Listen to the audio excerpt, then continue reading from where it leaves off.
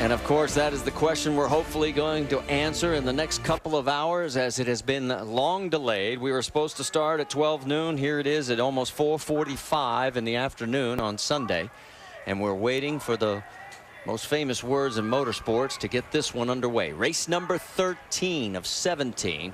We'll do 200 laps, 400 miles around the Michigan International Speedway at speeds well over 218 miles an hour. At least that's what we qualified at, 218.3. Speeds might even be a little bit higher, simply from when you get the cars in a pack, Marty. They start to draft off of each other. You never know. Well, it's time. They're telling us to take it trackside for the most famous words in motorsports. Race fans, it is time for the most famous words in motorsports. Please welcome back four-time Indianapolis 500 winner, Al Unser Sr. to give the command. Ladies and gentlemen, start your engines.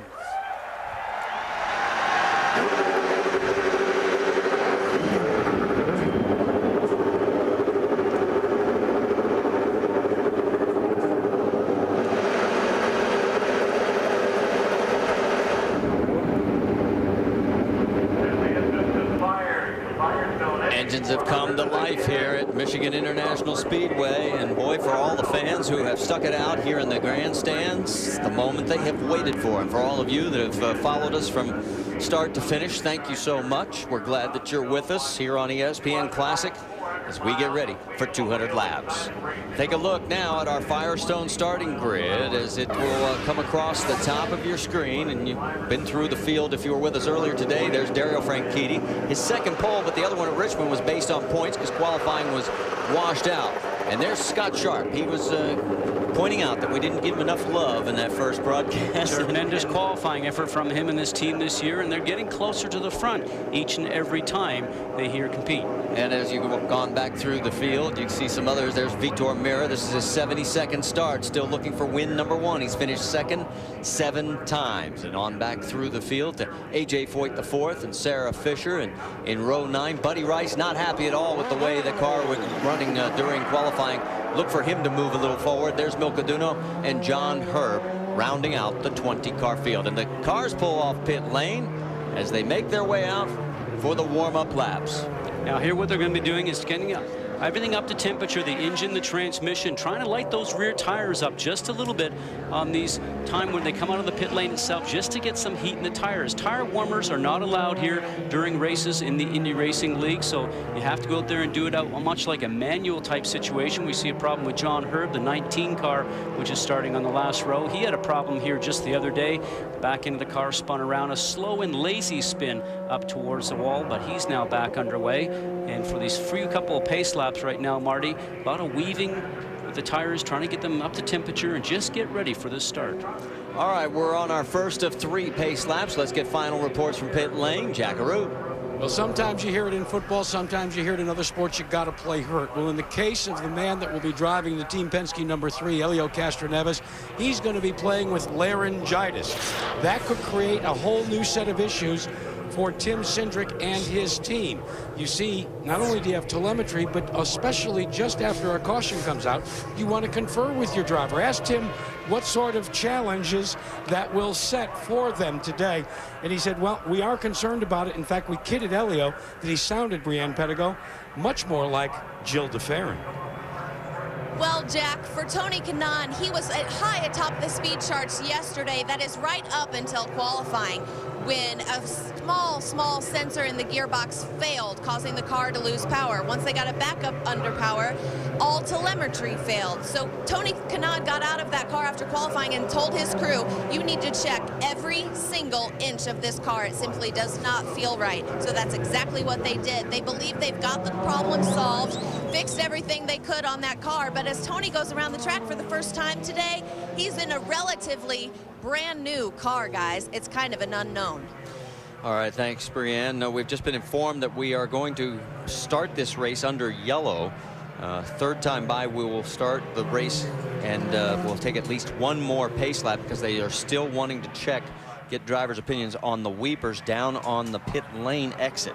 Well, not only that, also when the cars go around, because these cars have really downforce coming from the underwing on these cars, it's built like an inverted airplane wing. If cars go over areas of the racetrack where weepers may have been before, that might start to draw the water back out of the race course again. So if a car goes over in front of you and you see the situation of spray coming off, then they can radio back into their pit lane and tell them exactly where they see that type of situation happening. So that's one thing they'll do when they do these running yellow caution, as we call it. The second thing is to allow the cars to get up to a little bit higher speed than the pace lap speed, and to build a little more heat in the tires when they're going around at a faster rate.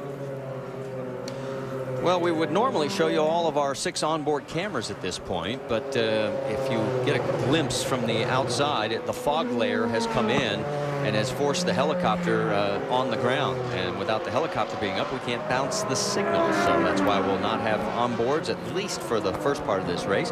Let's talk now about what we should be watching in today's race. Well, really, this is the track.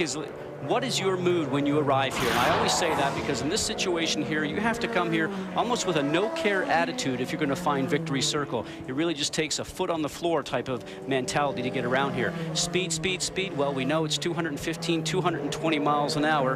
And some people ask, is it 75% car here, 25% driver? Well, it's hard to say, but I think whatever the reason, you can come up with some type of number. It really is going to be down to the driver now to keep his foot on the gas. And the downforce level, you heard a couple of drivers talk about, well, we're going to run our strategy. We'll see our downforce level is. Downforce level affects the speed of the car going down the straightaway, the handling in the turns, the fuel mileage. We're going to touch on all those things here today, because that might just play out a big part here for all the drivers in the race to get to Victory Circle. Well, the car's now making their way into turn 4, and this will be the 3rd time by, so we will get a green and yellow at the same time. So the race will start. Here are how the points break down. You get 50 for first, 40 for second, 35 for third, and on down. And that's why it's been so bizarre when you realize that Dario Franchitti has finished third, second, and ends up losing from a 65-point margin down to 24 because a guy by the name of Dixon goes out and wins all 3. He's got those 3 in a row, going for the 4th in a row today, which is an IRL record. But Dario's been doing everything a championship run should be happening for him, but obviously the guy that he's competing mostly against has been doing just one better. So the official word from IndyCar officials, we'll be going green next time by. So they form up on the pace car for the final time. The back straightaway here at Michigan. That's 2,242 feet long. The front tri-oval, 3,600 feet.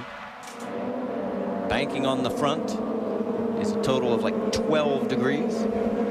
The turns are 18 degrees here at Michigan. Well, it's been a long time coming today. We were supposed to do this, a little close to 5 hours ago. But here we go. Finally, the pace car, Johnny Rutherford, pulls into pit lane. And the Firestone Indy 400 is green.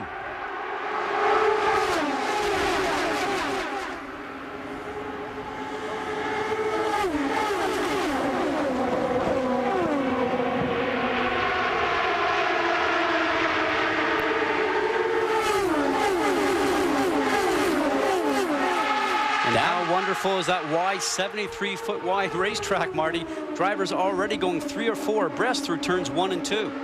Side by side for a moment there, you saw Dario Franchitti and Sam Hornish. They still trying to decide who's going to lead lap 1. It will be Franchitti, then Hornish, then it'll be Castroneves. Scott Sharp 4th. Scott Dixon is up to 5th. Thomas Schechter up to 6th.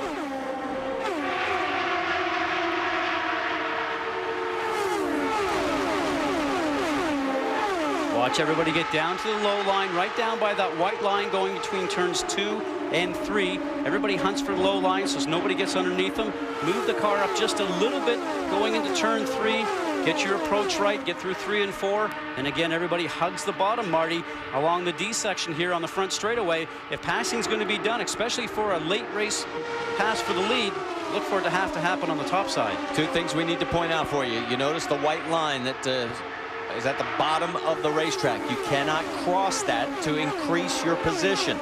You do dip it below the white line there on the backstretch when you want to tell everybody when you're going into pit lane.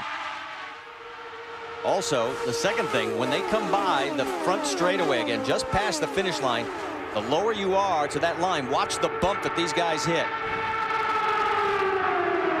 It's right there. See him? You can actually see the cars hop.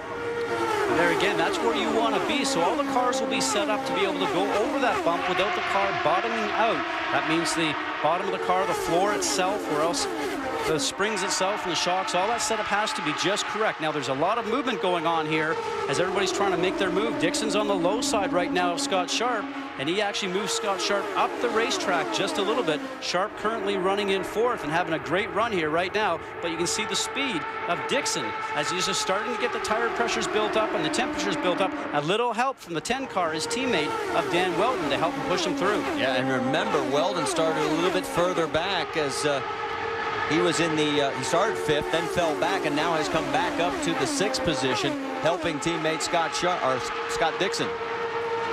Things have sort of settled down a little bit. He's zeroing in on Helio Castroneves now. Let's get more on Team Penske. What's going on, Jack? Well, Sam Hornish Jr. runs in second as the red and white cars are about to assault one the other. Ganassi versus Penske. He thinks he may have a problem with his onboard weight jacket. He radioed in frantically to Roger Penske. They checked the onboard telemetry and the readouts back here on pit road, and they said, we think it's all right. Sam isn't all that sure, guys. All right, well, we'll keep our eyes on that one. As you can see, Sam right now continues right ahead of teammate Helio Castroneves. The two Target Ganassi cars right behind, and the lone AGR representative right now in the top 5 is points leader Dario Franchitti, and there he is. But look out for Tony Kanaan. Look back in 6th. Here he comes. He's working his way up. Always a strong competitor on starts and restarts. Everybody's very much aware of that, but he actually got his car going quicker, probably sooner than everybody else, and actually got around a few of the cars in front of him. Now, Scott Sharp seems to have lagged on behind him. Sharp got pushed up onto the high side, got pushed off that low lane, ended up having a couple of cars go past him here, so he's got to make sure he's watching his mirrors at the same time and starting to protect behind him, because Thomas Scheckter is on the march right now also. Scheckter is running in the 8th spot right behind Sharp, who's in 7th. Nothing has changed up front right now. Got a bit of a freight train rolling here as we work the early laps at Michigan. And speeds are already 217, 218 plus average speeds right now. We expected that when they all start to run in a pack like they do. You see them coming off the middle of your screen off of turn 2, diving towards that low lane, then setting themselves back up for turn 3. Jack Arute had a report on the weight jacker on Sam Hornish's car, and that is one of the tools that a driver has on board to adjust the handling of the race car. It can change the weight from the right front to the left front just for different track conditions, and if he does not have that tool, they'll have to come up with some other innovative ways of changing the car handling for Sam during pit stops, maybe a little bit more use of tire pressures. Well, Dario Franchitti has opened up about a 4/10 of a second lead. There he is on the far left of your screen. Behind him is where life has gotten very interesting with the 2 Penske cars nose to tail, and then the 2 Ganassi cars nose to tail. And then there you see the 7-11 of Tony Kanaan.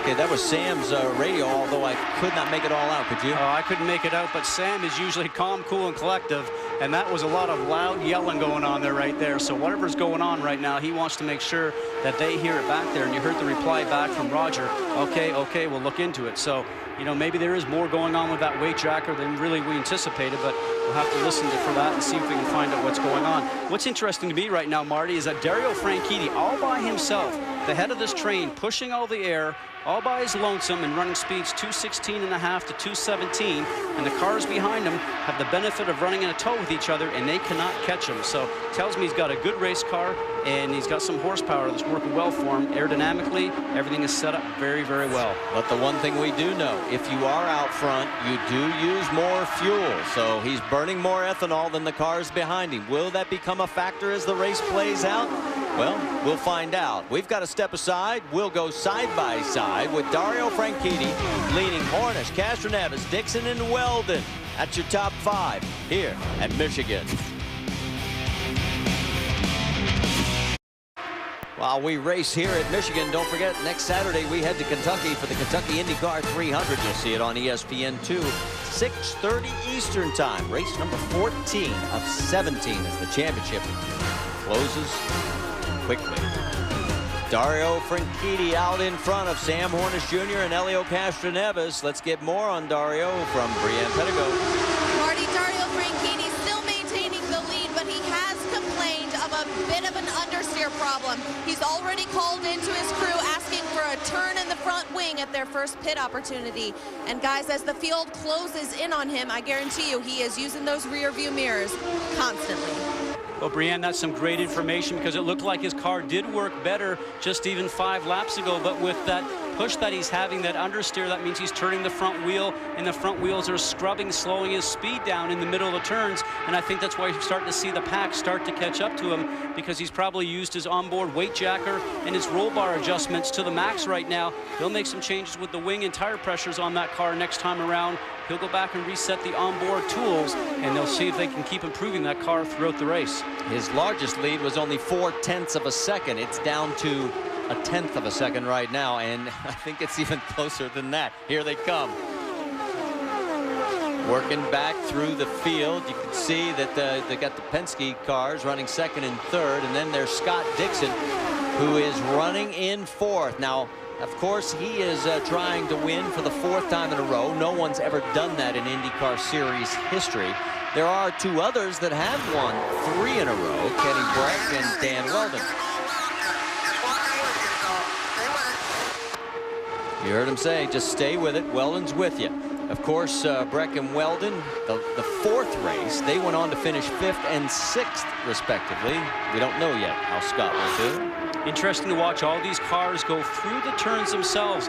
Franchitti on the low line, Hornish just another line up, Dixon and all those cars behind him also. See how they're staggered through that? They're all looking for clean air to go over their wings, so they don't end up having a situation where the car is getting disturbed air from the car in front and the car starts to push off and going up the track itself. So some neat running here. Drivers are being a little bit conservative, not pushing it too hard in the sense of trying to be over aggressive, but they'll want to be in a pack. They want to keep together, so when you get to your first pit stops, which we understand might be somewhere over lap 30 to 35, 36, they'll want to make sure that they're in a pack together if they're going to have green flag pit stops.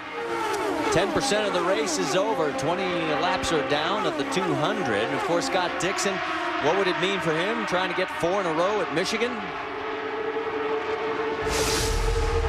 I think I'd rather be at a different place trying to make it 4 in a row.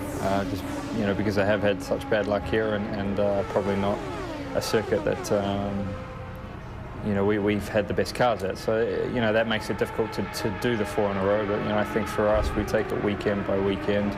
We're always looking ahead, and this is a focus on our championship. And the biggest key for us at the moment is to finish ahead of Dario. If we can't finish first, we'll try and finish second. If we can't finish second, we'll try and finish third, and so on. So it's narrowing down to the championship, and that's what we've got to keep in our mind.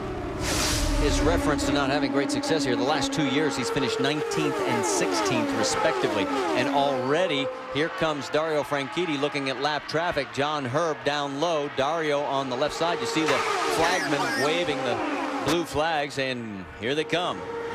Now for John Herb, who gets his first experience going around this super fast racetrack, he's had a couple of problems. He's 2 laps down.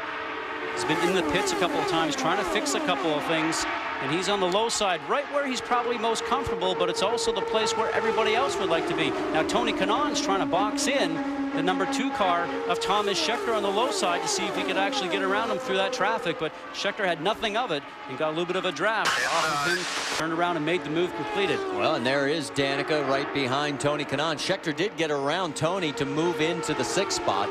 Then Tony is now 7th. Danica was 10th about 4 laps ago. She's moved up to the number 8 position.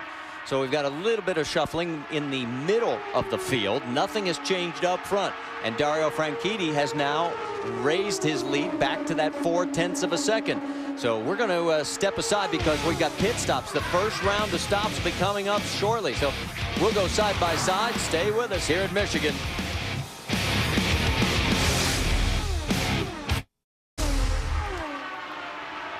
Back here at Michigan International Speedway at the Firestone Indy 400, all 27 laps have been led by car number 27, Dario Franchitti, our points leader.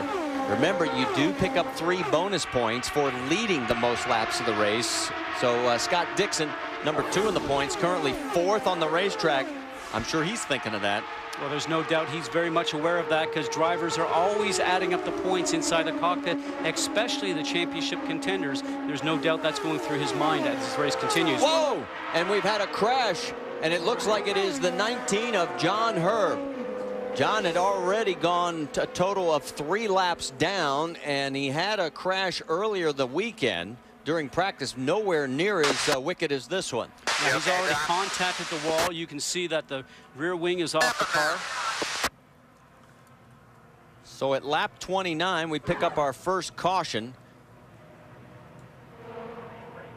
Hey, John, can you hear me?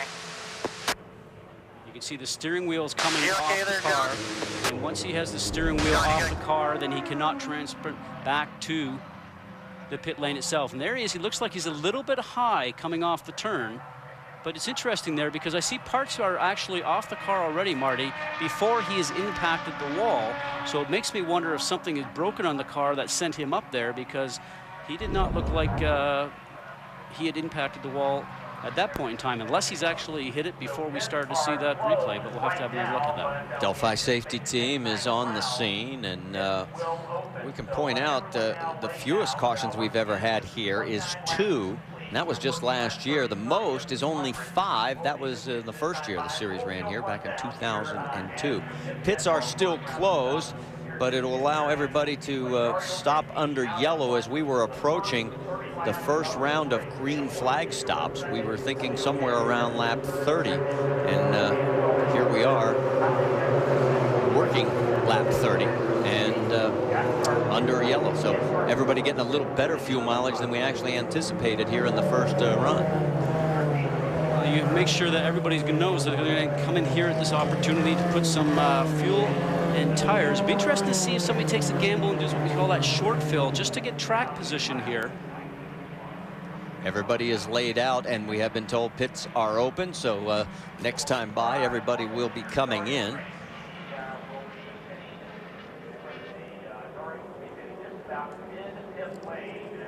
So they're the top 3. 4th place being Scott Dixon, 5th place Dan Wheldon. There you see the number 2 car, Thomas Schechter. He's running 6th. Tony Kanaan in 7th. Danica Patrick in 8th. Scott Sharp in 9th, and Ed Carpenter rounds out the top 10. Give a little love to A.J. Foyt the 4th. He started 15th. He has moved up to the 11th position. Crew members, a lot of pressure on them today, because obviously you can see it's really hard to pass when everybody has same engines and everything pretty much equal. Let's get ready for our Ethanol Edge triple pits. Let's send it first to Brienne Pettigo. Marty, I'm just waiting now for Dario Franchitti, our leader, to pull into his pit stall. He is coming in as we speak. He should get 4 tires, 22 gallons of ethanol, and we're waiting on that front wing adjustment to correct the understeer. There it was, and he is out. Jack? Oh, man, for Sam Hornish, the weight checker does not work. They make an adjustment with Neves beats his teammate out. It's a drag race down to the pit out line. Boy, that one's too close to call, guys. It will be interesting to see. I mean, it looked like Sam got around him. Here is the way it shakes out. Franchitti and Hornish listed as 1st and 2nd. Dixon picks up 1 spot. Castroneves is shown as dropping 1. Tony Kanaan picked up 2.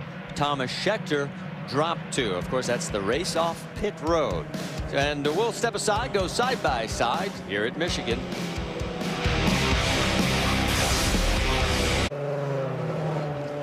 Back here at Michigan International Speedway for the Firestone Indy 400, under our first caution of the day, brought out by John Herb, as he had contact coming out of turn 2, banged up the back half of the car, and seems that he is okay. There is your race leader, Dario Franchitti. He was first in and first off of pit road. In fact, let's go back and show you just how close it was to see who got 2nd. Here you go. Franchitti's across the line first. That's the pit out line that's directly by those cones. And right now, the number 6 car of Sam Hornish Jr. is carrying the momentum, because he pitted down pit lane just a bit further.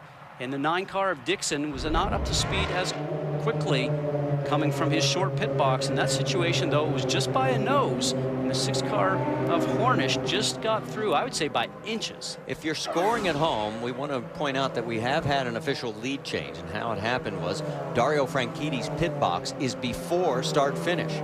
Sam Hornish is after. So when Dario pitted, Sam went by. That's how we got our second leader, and we've had 2 lead changes. So if you want to keep that on your card, you've got it. We are going to get the signal for 1 to go, this time by. Dario's biggest lead this entire race has been 0.45 seconds. And one car to watch for on a restart is Dario Franchitti's teammate, the number 11 car of Tony Kanaan, always strong on restarts. Now, Tony is in 5th, and he would love to get up a little closer to try to help out Dario Franchitti. Now, no doubt that he has made some changes on his car. The 5th car on your screen right there, the 711 car of Tony Kanaan, who's falling directly behind Elio Castroneves. Both born and raised in the same country, grew up as childhood friends driving go-karts, have had some on-track spats here recently, and maybe the friendship is not as strong, and I'm sure Kanaan would just love to get past Castroneves on this restart. Well, we're going to find out into turns 3 and 4. Dario Franchitti gets on the hammer. You heard the call. We're back racing at Michigan.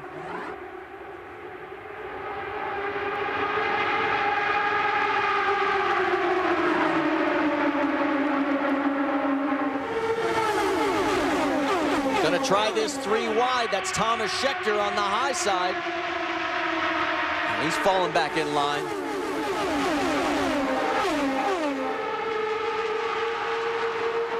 Two abreast, that's Danica Patrick now going 3. Dan Wheldon, here comes Schechter again on the high side.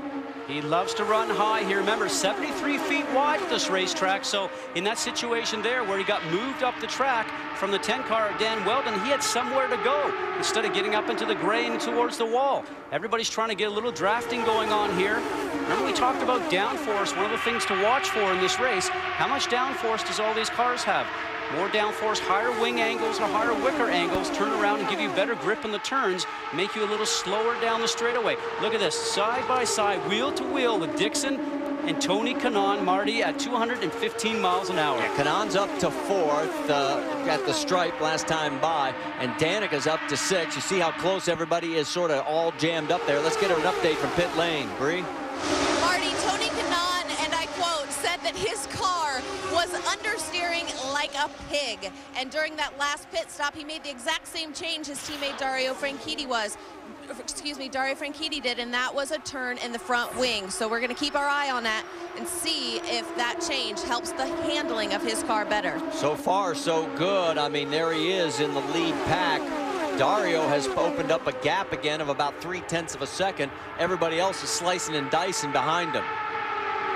And when they make that change, what Dario's trying to accomplish is to go into the turn as he is right now into turn 1. Remember, the top speed's probably 220 miles an hour. And yes, he turns the steering wheel, but he doesn't want to turn it very much. The more you turn it, the more you scrub speed off going through the turn itself. And that's what he's trying to accomplish right now, is the least amount of turning. And look at this. 4 wide down the backstretch. That was Marco Andretti shooting way out to the high side. He's still hanging it out there. Now, Vitor Mira was a little high on that track. He's got to know that Marco is there. Remember, we showed you the spotters earlier on up on top of the building. The spotters are in constant radio contact with all these drivers around here. Now, watch this. Hornish is on the low side. The 10 car of Dan Wheldon's on the high side. Remember, spotters are telling them he's high, he's still there, he's still there. They're hearing this transmission all the way around, Marty. Well, take a look at Sam Hornish. He's got his hands full with Dan Wheldon. And here comes Scott Dixon. They're 3 wide going into the corner. Who's going to give? None of them. Hornish is all alone. The Target Ganassi guys in file and lockstep. And they may and will get around him. And we're hearing, Jack, an issue for Sam Hornish? Well, sometimes it pays to be better than lucky, better than good. Let's go back to the pit stop for Sam Hornish Jr. Now, everything is taken over. Look it over on the left-hand side when he pulls in. Watch the fuel man stretch the fuel hose right to its fullest extension. Another 2 inches, and they would not have been able to make the couple.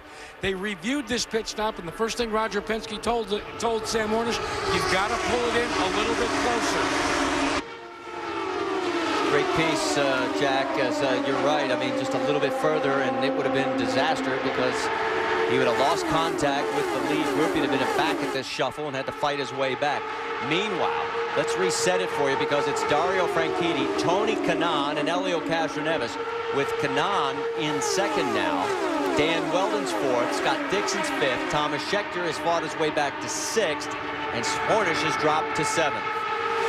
Kanaan accomplished exactly what he wanted to do on that restart. Move through the cars that were in front, get up behind his teammate Dario Franchitti, who's leading right now in the Canadian Club car, the number 27 machine. He wants to get up there to be able to run a little defense and sort of help his teammate continue to lead laps here to gain those valuable 3 points that you mentioned about earlier, Marty. Well, it took him a better part of 40 laps of this 200-lap affair because we pointed it out yesterday after qualifying and at the beginning of the day today that Dario was going to be all alone in the early stages of this race. That is until now. He's got his wingman, and his name is Tony Kanaan. And the problem up for Elio Castroneves right now is that obviously he's lost his teammate, Sam Hornish Jr. Now, he's only a few cars back, but he's not up there to be able to help him. Well, the Target Chip Ganassi team is in lockstep. Jack? At the instructions of Chip Ganassi, both Dan Wheldon has been told and Scott Dixon as well to team up and find each other as the dance partner. Add to that the checking the radar. They've advised both their drivers that there seems to be some green on their radar screen. I'm talking about the weather radar screen 1 county away. Fellas, there is a sense of urgency that's beginning to come to full boil right down here in Target Chip Ganassi's pit. Well, I think that's a great point, Jack, because now you're thinking back to Indianapolis. Remember, we know that back then it's 100 laps to make it an official race. Remember how hard these guys were driving when they got close to that midway point? That's what's going to happen now. This is going to turn into a sprint race. And it looks like exactly that's what's going on right now. And what I've noticed also is the 6 car of Sam Hornish Jr. is now starting to run the high line. Obviously, whatever changes they made on his car during that last pit stop did not like the low lane, so he tries to get himself higher, going through the turn in the middle to the high line. Jack, you've got more on Hornish? Well, we can confirm that the weight jacker is totally inoperable, so every change, Scott, they're going to make on that car will have to be a wing adjustment. They added 1 full turn of wing in, and you're right.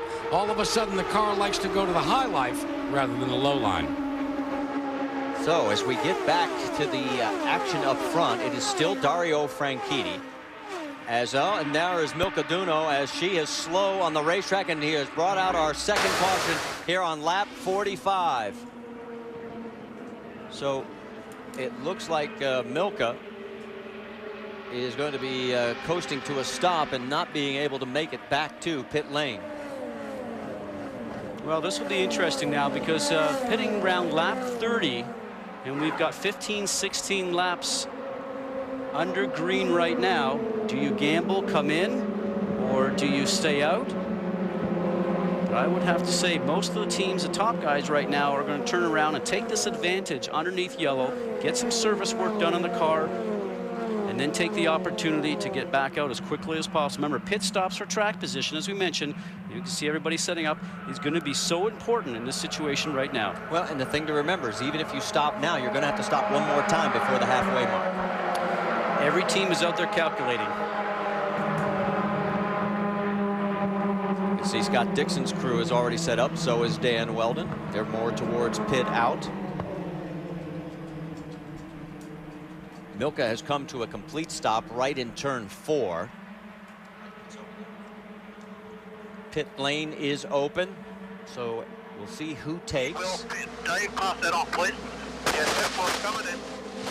No, that was Dario's radio. Sounds like they're coming in. And if the leader comes in, then everybody else will come in and follow. And there's the crew set and ready.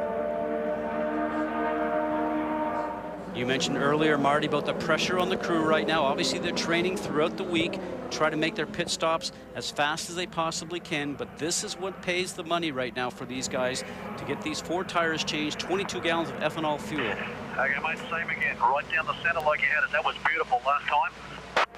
That's John Anderson talking him in. Let's send it to Brienne. You're leaving. Marty, Dario Franchitti is pulling in right now. He has asked for another half turn in that front wing. Right now he's getting tires. They are going to fill it up back to that 22 gallons of ethanol, looking for that half turn. And there's a problem, guys. It looks like he's stalled the car. And Brienne, check this out. Elio Castroneves and his teammate Sam Hornish go for fuel only as they start to make the drive back out onto the flat and out onto the racetrack. Could be a great call by Roger Penske, because remember, we only had 15 laps on those tires, and we saw no appreciable wear through any of the practice or sessions earlier. And a lot of drivers said that these tires seemed a little harder this year than last year. Not certain if that is the case, but if that is certain, then without a doubt, those tires can last just a little bit longer than normal. Take a look. You don't even see Dario Franchitti's name on the race-off pit road. And you can see he is going to be well back in the pack because of stalling the car. The first piece of bad misfortune for this team in quite a while. And as we get back to action here at Michigan, we are under our second caution, and at the very back of the field is Dario Franchitti, 18th position. Two other cars are out of this race. John Herb crashed. Milka Duno brought out the second one. Now here is what happened on the pit stop. 4 tires are going on perfectly. The fuel is in. He goes to leave and stalls the car. Remember, just before that pit stop sequence, we mentioned how much pressure is on the team members to do a good job. Well, pressure on the driver also to make sure he does everything perfectly.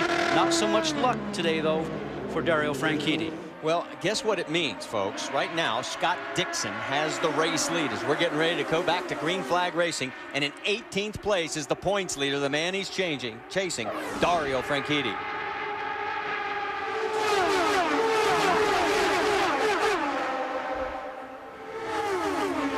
One quarter of the way through this race, and we're going 4 wide again. Dario making a move. He's got one car. That's Manning, the 17 of Ryan Hunter-Reay's, picked off another.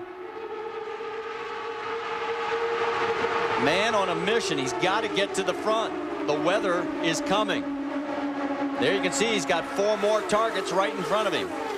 He's got a fast car. He has to be aggressive, but you also have to be a little bit patient. Make sure you don't put your nose where it doesn't belong, because these guys are racing for position just ahead of you, Marty. It's a risk-reward situation right now because you know your car is strong, but be a little bit patient. All right, let's go back up front, show you what's happened so far. Scott Dixon has opened up a bit of a gap over Tony Kanaan and Dan Wheldon. 4th is Elio Castroneves. Sam Hornish is in 4th. In fact, Wheldon has gotten around Tony Kanaan. Exactly what he needed to do to try and help Scott Dixon. Kanaan, certainly what he was thinking about on that restart was to get around Dixon and lead this race. So if it is called because of rain, he actually cuts 10 points off of Dixon's opportunity to gain points. Remember, as you mentioned, 50 points for first, 40 for second. Remember, 101, this race is official. We're working lap 53 of 200. Whoa! Take a look at the action going down the backstretch. Danica and Thomas Schechter.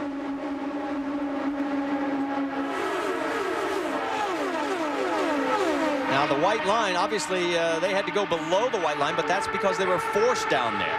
You go down there voluntarily to gain position, you're going to get penalized. Meanwhile, the battle continues up front. Here comes Kanaan trying to go around the high side. And he's on the high side, and then his mirror's just a little bit back there. For second. Remember, 101, this race is official. We're working lap 53 of 200. Whoa! Take a look at the action going down the backstretch.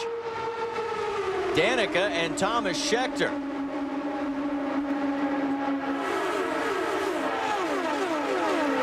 Now the white line, obviously they had to go below the white line, but that's because they were forced down there. You go down there voluntarily to gain position, you're going to get penalized. Meanwhile, the battle continues up front. Here comes Kanaan trying to go around the high side. And he's on the high side, and then his mirror's just a little bit back there. Dario Franchitti, he's already on the tail end of that lead group. Boy, that tells you it's a strong car. Franchitti's up to 9th right now, and there is his teammate, Marco Andretti. That's his next position for 8th.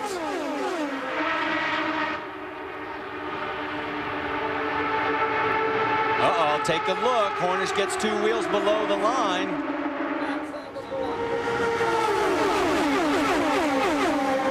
Now, not improving his position in doing that situation. Look at Dario, low side, down by the low line. Just got a car that works down there, no scrub off at all, carrying the speed past both Penske cars. And when you're in those Penske cars right now, Dario Franchitti drives by, you're going, what does he have that I don't? Getting a word from officials that Ed Carpenter is going to get the black flag for jumping this restart. That's Danica in the middle of the sandwich. Vitor Mira and Scott Sharp on either side of her. Remember, we're doing this at 215, 218 miles an hour, jockeying for position going along the straightaway there, wheel to wheel. There's no fenders here. This is not NASCAR. This is high stakes, guys. Take a look at Thomas Schechter as he has battled his way towards the front. He has got up to third. Dario Franchitti is now shown in fifth. Look at this charge, man. And with it, he is going to, well, had he stayed back where he was, he would have lost the points lead, obviously. Right now, he's putting himself right back into position. Brianne, what's the word from Dario's pit? Well, the mood down here, Marty, is ecstatic. I talked to John Anderson just shortly after Dario stalled his car, and he, with that usual smirk on his face, patted me on the back and said in his Australian accent, "We're in no rush, darling." But I've got to tell you, they are clapping down here, and a good thing, too. Dario's family is here this weekend. His mother is attending her first race of the season, as well as his sister visiting from Scotland. We and got there's a crash. Yellow on the racetrack as we've had another crash. The cars involved Helio Castroneves for the fourth time this year, and neither car can come to a stop as they make contact again. And I'm still trying to figure out who that is in the other car. It's Vitor Mira? It is. It's Mira.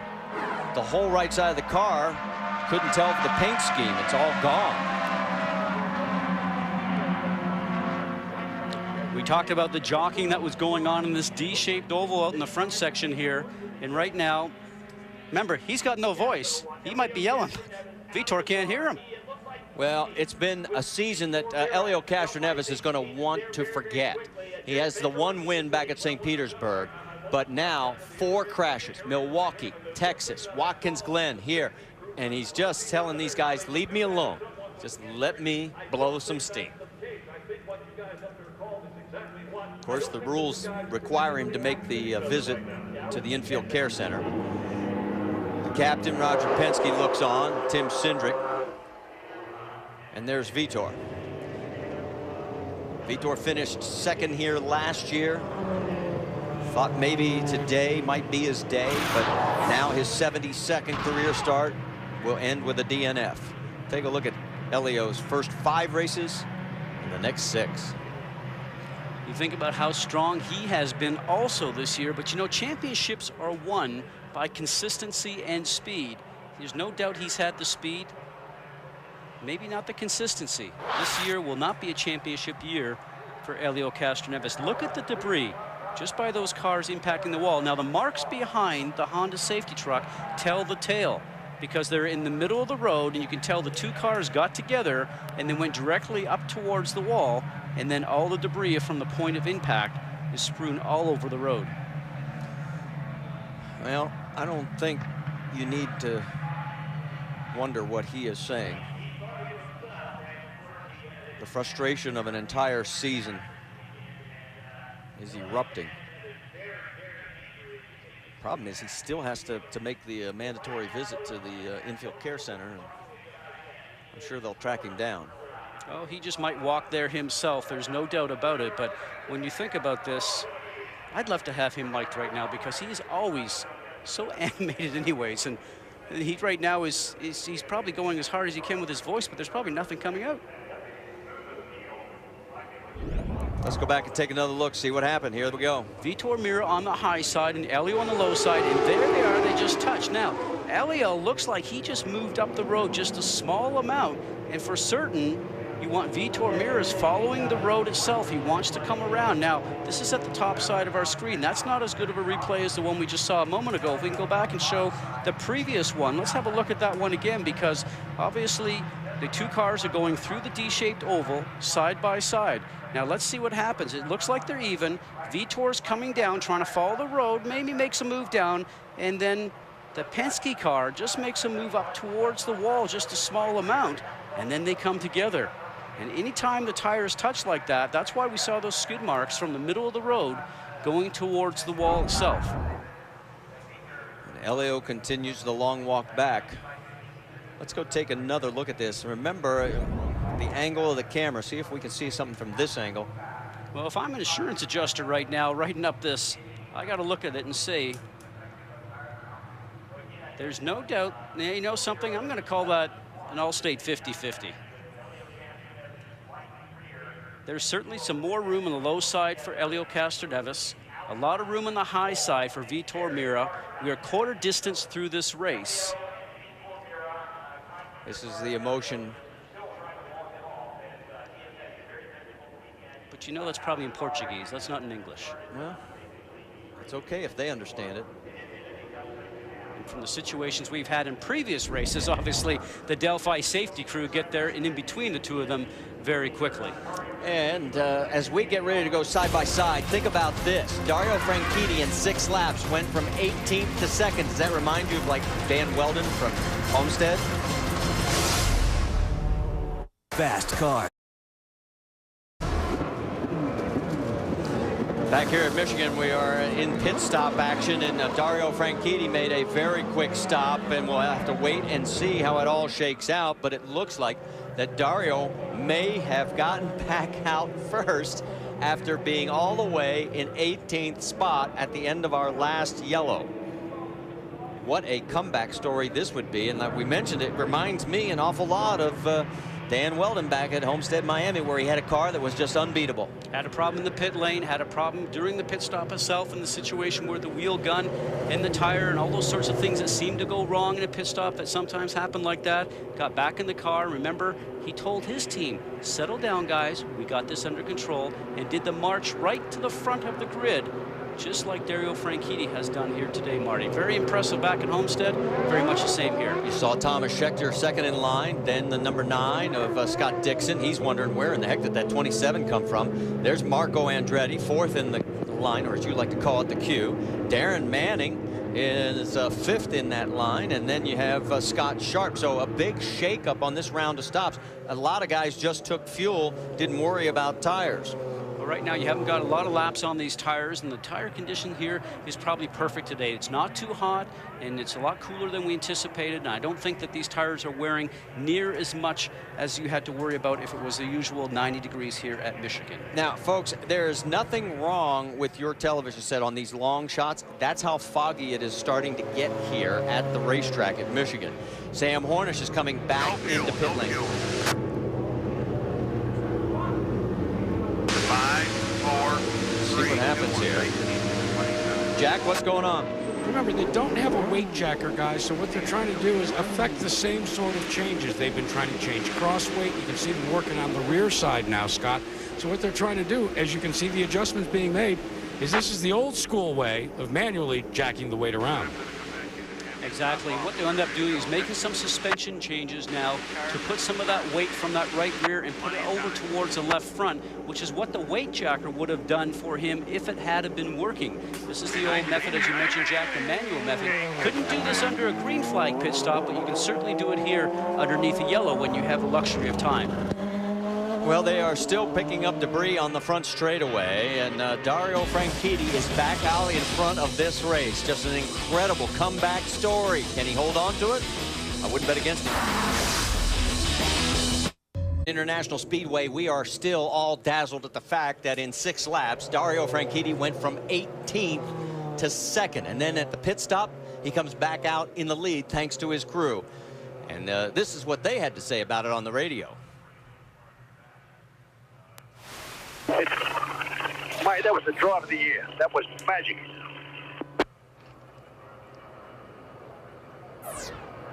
That's John Anderson. And Brienne, you've got more? Marty, I spoke with John yesterday, and we were talking about what percentage of Dario's season has been luck and what percentage has been, you know, driver skill, crew skill. He told me that he did not even believe in luck until this season, but simply things have just been falling into this team's lap. How often, he said, do you see Sam Hornish get knocked out of a race, or Elio spin on an oval? They're taking each opportunity as it comes, and John Anderson was very, very affirmative when saying luck is where preparation meets opportunity. Oh, and they're doing very well in it, and you can see Marco Andretti has got problems in the pit lane. They're up underneath the rear of the vehicle and working on it. Meanwhile, Jack Arute has caught up with Vitor Meira. Yeah, and we're going to check with Vitor first as we try to find the replay of the accident, Vitor, because I know you want to see that. If you want to take a look at it in the monitor here, maybe you can describe to us what you think happened. Well, I saw it already on the medical car, and I'm gonna have my point of view. He's gonna have his point of view. My point of view, I didn't move. He moved up. Again, we gotta ask him his point of view. He's gonna say the other, whatever he thinks. My point of view is he moved. I didn't. What was the conversation like? I know probably it was in Portuguese down there. Well, I mean, we're both men enough, and we're both experienced enough to first analyze who did what, and then discussed about it. And Elio has always been pretty good, and I've always been pretty good with him. So it's a matter of go through it and go to the next race. With a season like 2006 was for the Panther team, how bad has 2007 been? It hasn't been what we expected, for sure. But I think the Delphi crew is again, it's doing a great job, not only trying to repair for the mistakes we had this year, but also keeping the emotions and everything up. So again, it's a shame. The car was good, was competitive, and we were picking it up. So again, we just got to go back and see what happened and go from there.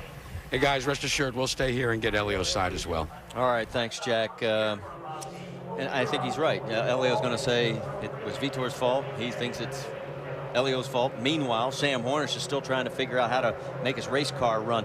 You saw him working on the suspension to try and eliminate the problem created by the loss of the weight jacker. Let's listen in earlier in the race. We recorded this audio on Sam talking, and you get an idea of his frustration. Just tell me what you're thinking about doing so that I have an idea of, whether or not we're even on the same page. We're talking about it right now, Sam. We can't do anything other than lower the car in order. Pits are open, we'll come in. You can put crossweight into the car. Hello, is anybody listening to me? Yeah, 10-4, just hold on, Okay, come on in for fuel only, guys, fuel only. Okay, that was earlier. Now he is coming in down pit lane again. And maybe you ought to help explain what he was referring to and what Roger was talking about. Well, actually, Sam was right. You can change the cross weight in the car mechanically, as we saw them doing by doing those suspension changes. So heads up thinking by the driver that's sitting in the car going around here at 215, 220 miles an hour, because he's sort of shouting out instructions to the crew. And you can see how fiery he is, how well he wants to do here. When I spoke to him the other day, he said, I just need to get a chance to be up here to win this race, take home the checkered flag. I may not be able to catch those two guys in front of me in the points championship, but at least I want to have a chance and be close. Remember, hometown race for him, over 500 family members here, both on his side of the family and his wife's side, Crystal, from Napoleon and Defiance, Ohio, which is just 45 minutes away. Well, and you've seen the other side of, I don't want to say Jekyll and Hyde, but the twin personalities. He even admitted it in that feature we did with he and Elio. He becomes a different person when he puts that helmet on and he's in that cockpit. He is definitive, he's authoritative, and he wants it his way. You get him out of that car, and he's the quietest guy you can ever come across. You wonder, how can that be the same guy that drives like Sam Hornish drives? All right, there's Roger Penske as he has called the shots. You notice they brought him back in to top off. We're at lap 68. While we've got a moment, let's talk about next Sunday, because August 12th at 3 Eastern on ABC, you'll have the Champ Car Generac Grand Prix at Elkhart Lake. And as you probably know, Sebastian Bourdais is the points leader right now. You can see that one on ABC next Sunday.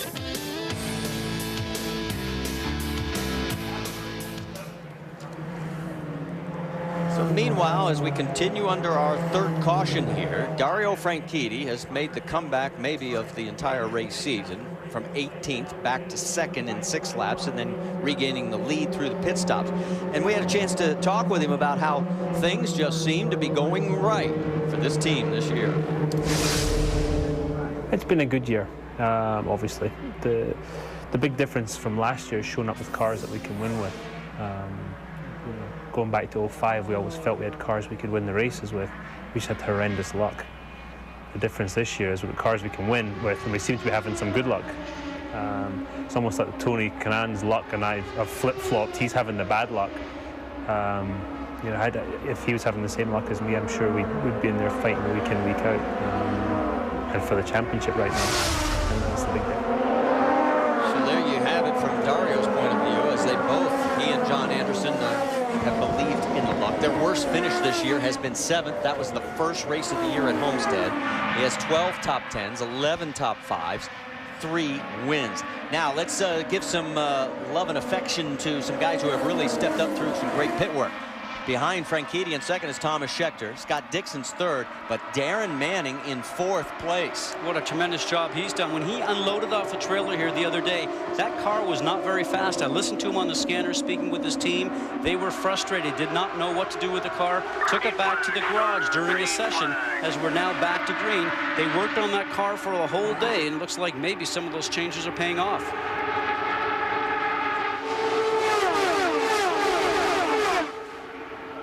Green flag flies, and you can see already some slicing and dicing back towards the middle of the field. 3 wide. That looked like Kanaan down on the low side. It is.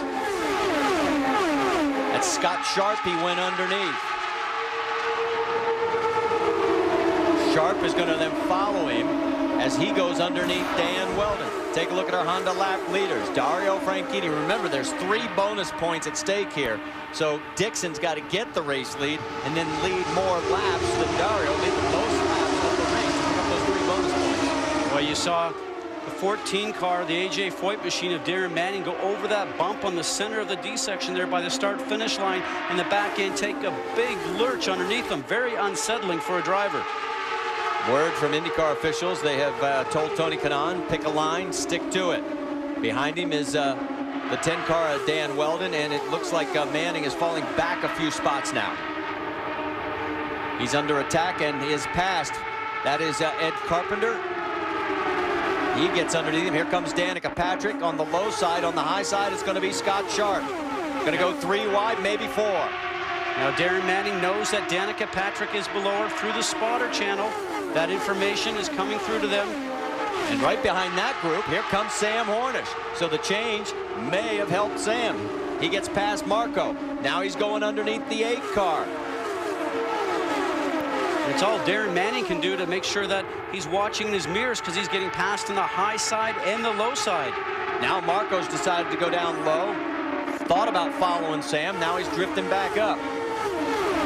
That's what's so great about this Michigan International Speedway. No matter where we point cameras, you've got guys passing. Loved it when I drove here. I loved watching the races here. Let's go back up front, because Thomas Schechter is not allowing Dario to escape. Let's get more on Thomas from Jackaroo. Well, sometimes you are the most sought-after dance partner in the ballroom, and that's the case of Thomas Schechter. They have conferred, the 2 spotters upstairs, and Scott Dixon and Thomas Schechter have decided to make it a 1-2 combination to try and take over that lead spot. You can see that they keep searching, Scott Goodyear, for what's the most effective place for them to draft in that 1-2 tango. Well, Jack, from watching from up here on the screen, I can tell you something as you see a great battle going on right now, led by Danica Patrick. Underneath her, the 20 car of Ed Carpenter. Remember, they started beside each other and maybe don't like each other the most. But I have to say that right now, Dario Franchitti has a car that's working so well for him that I'm not sure that anybody's going to be able to get past him. Look at Marco Andretti also moving in that pack. That's from 6th on back. Danica's in 6th, Carpenter 7th, Marco in 8th. Let's get more on what was going on in the Andretti green pits from Brianne Pettigo. Marty, there are very tight lips in Marco Andretti's pit right now. They came in there under that yellow, and Marco, they took something off the rear of the car. Nobody is saying exactly what that was, but they said they did make a change. They're looking for more speed, and they did remove something from the car.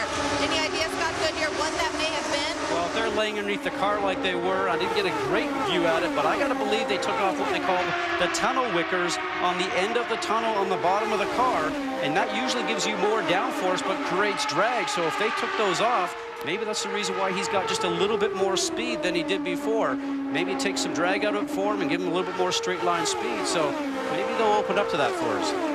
While all this has been going on, this has turned into a 2-pack race. Here's the front 5. It's Franchitti, Schechter, Dixon, Kanaan, and Wheldon.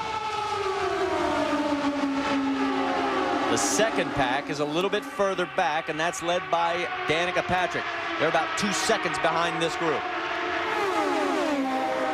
Franchitti running over 215 miles an hour that last lap. And everybody behind 2:14.7, 2:14.8. It just seems like he's being able to be out there in front, making his own line. Like you mentioned, maybe using a little bit more fuel, but with the amount of stops that we're having right now, maybe that's not going to be an issue. Okay, as you see all this going on, you've got Dario Franchitti and Thomas Scheckter. You know, you're wondering why would those two teams hook up? Well, don't forget, Scheckter and Dixon were teammates back in '03 when Dixon won the championship. So they remember those moments, and they're trying to help each other right now. Wheldon, though, is coming up to assist as well, as you got Tony Kanaan in the mix right there.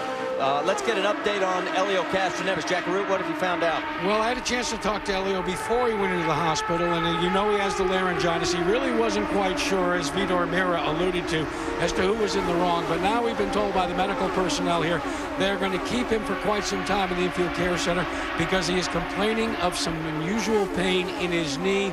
They're debating whether to even send him down to Foot Hospital for x-rays. All right, thanks for the update, Jack. We'll wait to get more from you if it develops. I think good thoughts. Meanwhile, out track side, we've got a great battle with the top 5. Franchitti is still in front, but look at this mix-up going on with Scheckter, Kanaan, Dixon, Wheldon right behind. Man, are they changing lanes. Wow, that's a lot of movement by the 2-car Thomas Scheckter in the Vision Machine from one lane to the other, and a lot of hunting around by Tony Kanaan looking for a Wade past. Jack, you've got more on Scheckter? Well, we've talked all year about how Vision Racing is looking for a breakout season. Larry Curry brought 3 separate and distinct setups to the Michigan International Speedway for Scheckter, Carpenter, and A.J. Foyt IV. They took the first practice session to try and figure out which one had the advantage, and the second practice session, they put the same setup in all 3 cars. Guess what setup they elected to go with? Number 2. Well, it makes sense. I mean, I talked to him. He loves this track. He loves the fact that he can run the high line. There is so much room here, and he has done extremely well. Of course, we've pointed out he won back in 2002. But right now, this is still anybody's race.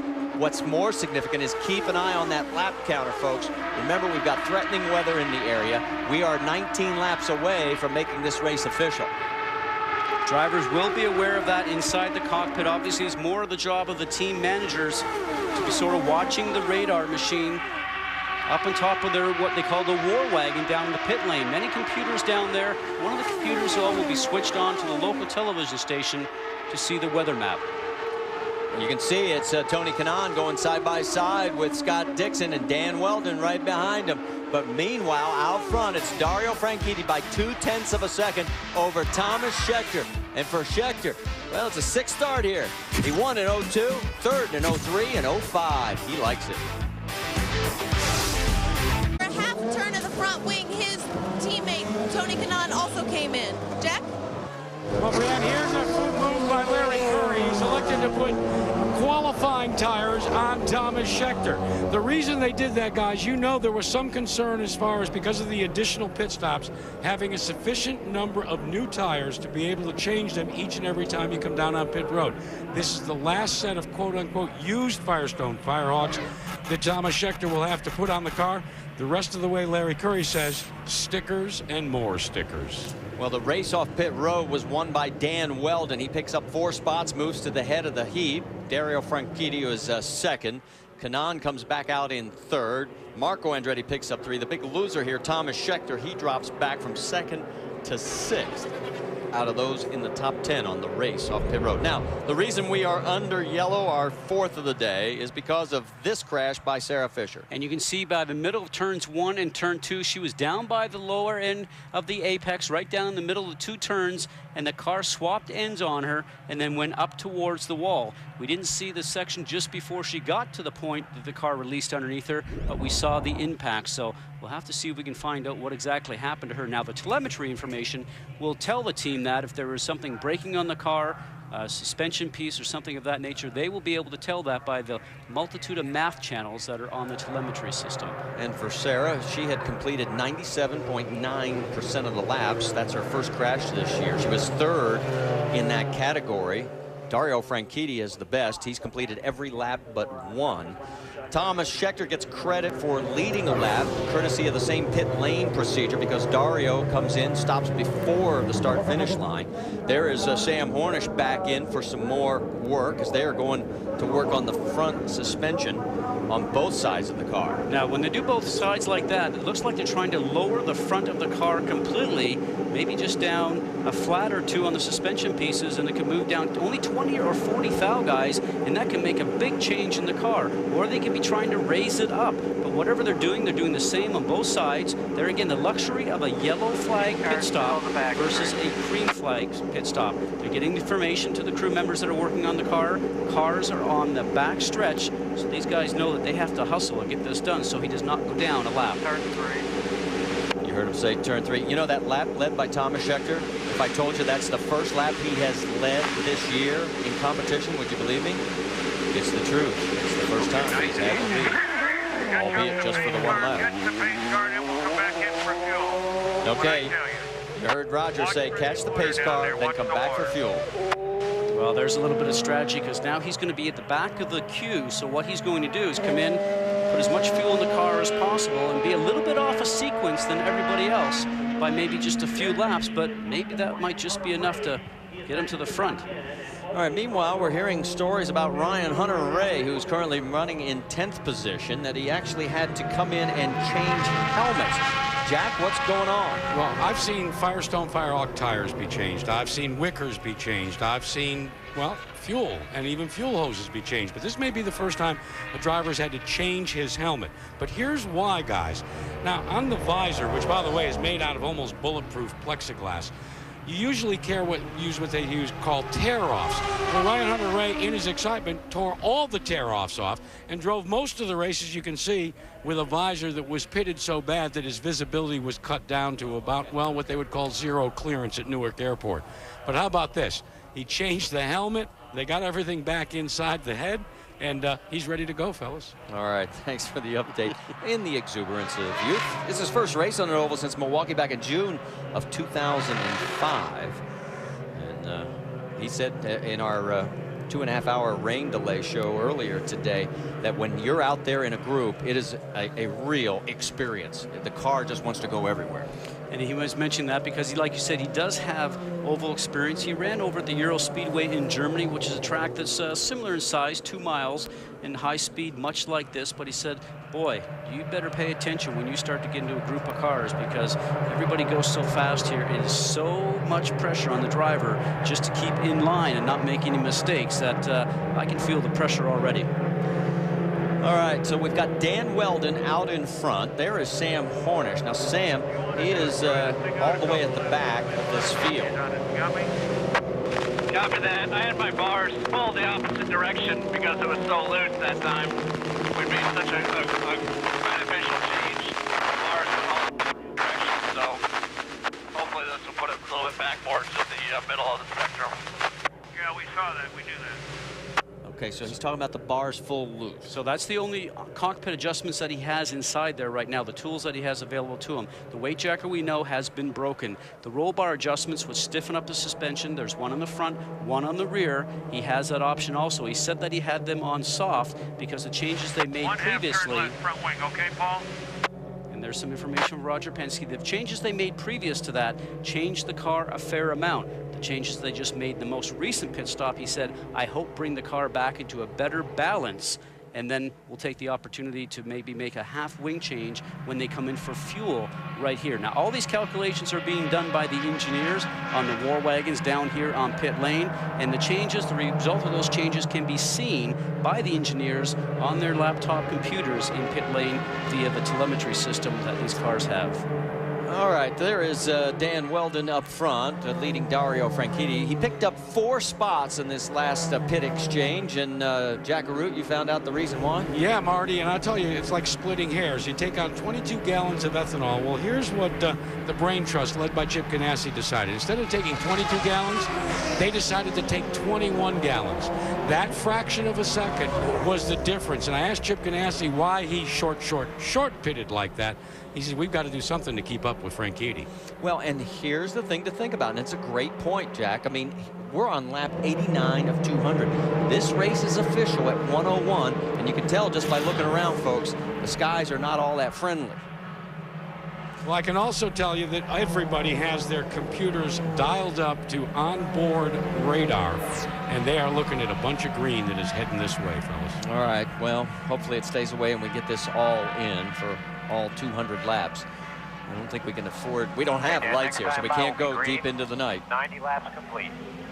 But we do have a night race next week as we'll be heading for Kentucky. That's right, it'll be Saturday night. Kentucky IndyCar 300. You'll be able to see all the action 6:30 Eastern on ESPN2. A great racetrack, 1.5 miles in length, a half mile shorter than what we have here at Michigan. 14-degree banking. We have 18 here. Still a very fast racetrack. Track that drivers all love. Very competitive, and I'm looking forward to a great race there. All right, let's take a look at your top 5 right there. It's Dan Wheldon, Dario Franchitti, Tony Kanaan, Marco Andretti, and Scott Dixon. Then it's Thomas Scheckter in 6th, Scott Sharp in 7th, Danica Patrick 8th, Darren Manning 9th, and Ryan Hunter-Reay in 10th. And we're going back to green flag racing.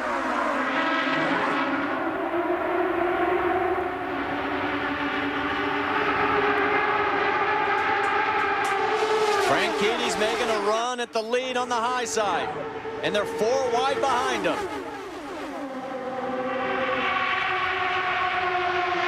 Coming through to Franchitti. And he's got Tony Kanaan, his wingman. Whoa, that gets awfully close. Down the backstretch. Wheldon's got the low line. Can he make it pay off? Coming out of 4, it'll be a race to the stripe. Derringer, and look at Danica Patrick back to the right there. It is Franchitti retaking the lead officially at the line, but this isn't over yet. We're going to go 3 wide into 1. This is what I loved about this racetrack. Right from the very green flag in the start or restart, so much racing room around here, and no matter how your car works, you can usually keep your foot on the pedal. Remember we said what to watch for? What's your mood? Well, I think Dario Franchitti came here with a complete intent of winning this race. We saw that great drive from the back up to the front again, and right now he's being aggressive, and certainly Wheldon doesn't want to let him go because he knows that's points towards championship for his teammate.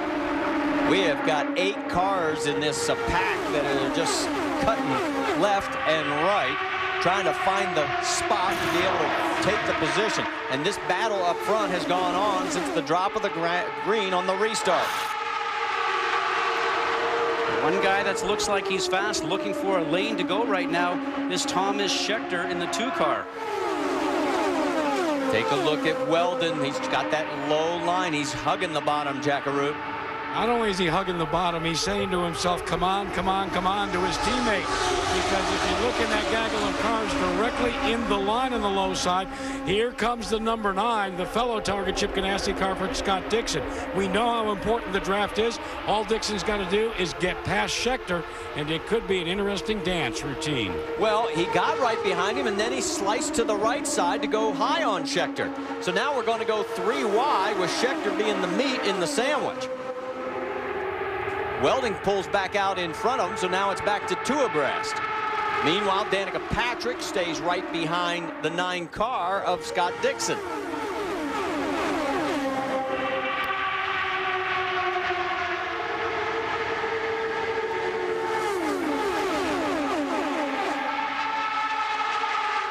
Down the backstretch, there is the 2 of Scheckter. He is underneath the 9 of Dixon, and of course Danica's on the high side.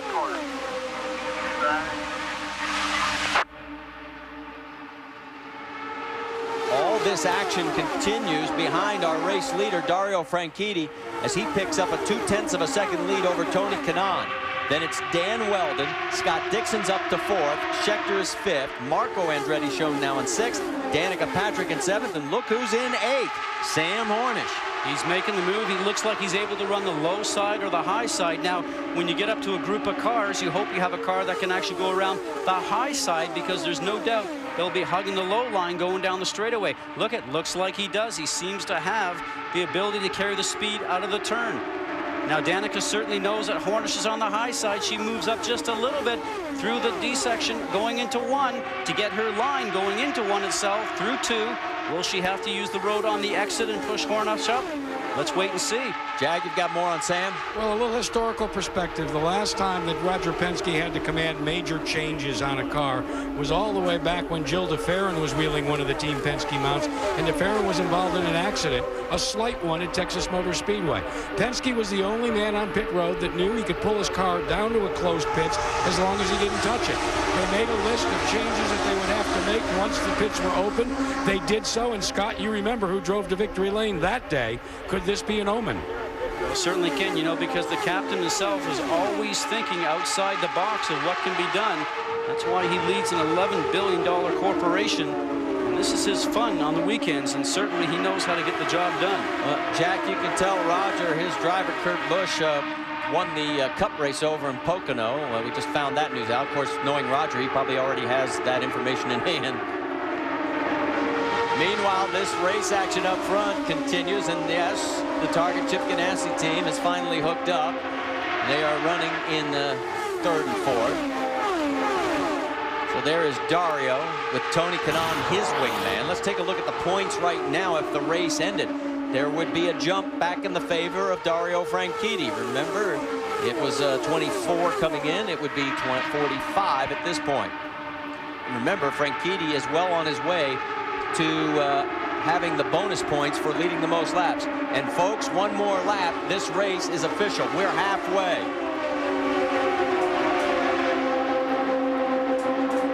Keep an eye on Danica and Sam right now as they're duking it out for 7th and 8th. Of course, the last few races, Danica has been doing quite well. 2 thirds, a 5th on the road course at Mid-Ohio. She talked about the success that she's had running towards the front. The important part, and this is something that I've always really believed, is that you need to be in a position to be able to take that win and fall into the spot. And so, as you know, you have to run up front every weekend, and I think that running up front every weekend is something that we've been doing in the last good few races now, and so the win will come quick. And we can tell you now, this race is official. We have completed lap 101, getting ready to complete lap 102 here at Michigan. Well, it seems like in the last couple of laps, the 7 car on the low side there, the Motorola machine with Danica Patrick aboard, seems like she's actually got the car working just a little bit better. On the high side, you saw Marco Andretti, the 26 machine. Looks like he's just starting to fall off the pace here the last couple of laps, and Danica now takes that position from him. Meanwhile, all this going on, we've got people obviously that have specific jobs in each of these camps. We have chefs, we have physical trainers, and Brienne, you're telling me now what, AGR has their own meteorologist? Well, you could call him that, Marty. I just got an update from Brian Page, who the AGR team dubs their official weatherman. He, of course, is not the weatherman. He's the assistant race engineer for Tony Kanaan, and he's also the son of our friend Paul Page. But he pulled up the radar map that he's been keeping an eye on, and he says we are all clear. There is no rain coming in the near future. Guys, I trust his word, because on Friday here at the racetrack, a local news station sent their own meteorologist to interview him. Well, he's on the hook now because we're going the rest of the distance on his word. Meanwhile, back out on track, his guy Tony Kanaan is in 2nd place right now, trying to hold back the charging Dan Wheldon and Scott Dixon. This is exactly what we were talking about in the pre-race. Tony said, if I can help my teammate, I will. And what's going on right now with Target Chip Ganassi teams, Dan Wheldon and Scott Dixon, that are running 3rd and 4th, they're trying to think about ways to make their car faster in the next stop. As a driver, that's what you're doing right now. You're giving the information back to the team and saying, this is what's happening on the entrance to the turn, the middle of the turn, and the exit. They need to make those cars faster, guys, because right now, Andretti Green Racing have got both of them covered. And I know some of you are at home saying, well, wait a minute, how can Tony do anything else to help? Well, what he's done by putting himself in 2nd place, he takes those 2nd place points away from Scott Dixon. And Dixon right now is back in 5th. So you give your teammate that much more protection in the points. by helping him score more than the other guy. Look at Danica Patrick at the back of that line. She is fighting it out with Dixon right now, and that is for 5th on the racetrack. So just about when we talked about her running up front, she's starting to make a move towards the front. Meanwhile, it is still Dario Franchitti up front, Tony Kanaan, Dan Wheldon, Thomas Schechter, Scott Dixon, and Danica Patrick. That's your top 6 as we're going to go side by side here at Michigan at the Firestone Indy 400. Does Dario lengthen the points lead? Or does Tony Kanaan sneak around for a win? Back here at Michigan International Speedway, you haven't missed a thing thanks to Side by Side, and the action's been good as you were able to see some of the slicing and dicing. Let's get to our GoDaddy.com trivia question. 12 drivers have earned their first open-wheel victory at Michigan. Who is the only one to win from the pole? If you were with us the rain delay earlier today, you know the answer to this one. So go ahead and tell me. Well, the man is currently in 3rd and about ready to take over 2nd. Thomas Schechter won from the pole in 2002. There's not enough room there, guys. Oh, hang on. And it looked like Kanaan said the better part of valor was to drop back. So there is Danica Patrick going around. Just all it takes is if you lift just a little bit, it costs you. Outside, you're in the middle, buddy. 3 wide. Got Danica outside. You're clear. Schechter on the bottom. Still got Danica outside. Still outside. Still there. The longer this run goes, the better Danica's car has performed. She has moved herself up to 4th. She's duking it out with Wheldon for 5th. Now, she did get an assist, as we mentioned, from Tony when Kanaan had to lift. Well, anytime you can take advantage of anybody else's misfortune, even a teammate, you're going to go ahead and do that. But give her credit, boy, she's really gelled with this team so far this year with Andretti Green Racing. She's been competitive at most of the events this year. Surprised as at Mid-Ohio with her qualifying in the top 6 for what they call the Fast 6 shootout. And she is aggressive. Born not far away in Roscoe, Illinois, just 25 years old. Said that she would love to win here, but she said, you know something? Oh, here we go. Got to crash hard into the wall. That is Darren Manning here on lap 113. That was a huge, huge crash, guys. That was hard into the wall. You okay, Dan? A little movement inside the cockpit. What happened there? Throws the steering wheel out, so yes, you know he's alert. And this is a time, Marty, when you're sitting inside the car, you wiggle your toes, you move your hands, and make sure everything's still functioning, because it's such a hard hit like this. He certainly felt that. A.J. Foyt looking on. Of course, each team has a monitor. They can see what we see. Delphi safety team checking out Darren before they let him get out of the car.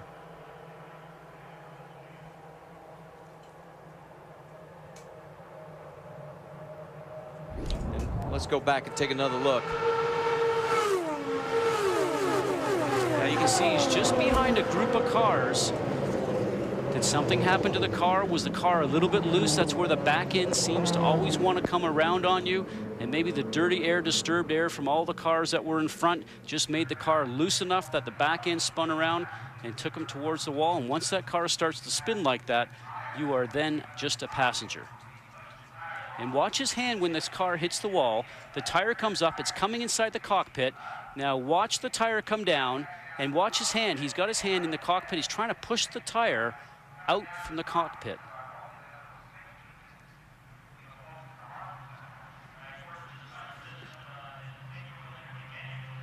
Taking one more look, this first angle that we had.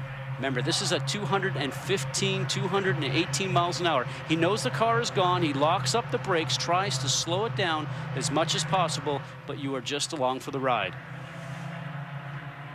All right, we're getting word that the pits are open, and still waiting to see, and it looks like Darren is out of the car, and looks to be a-okay as they put him in the Delphi safety vehicle and take him to the infield care center. We'll get an update.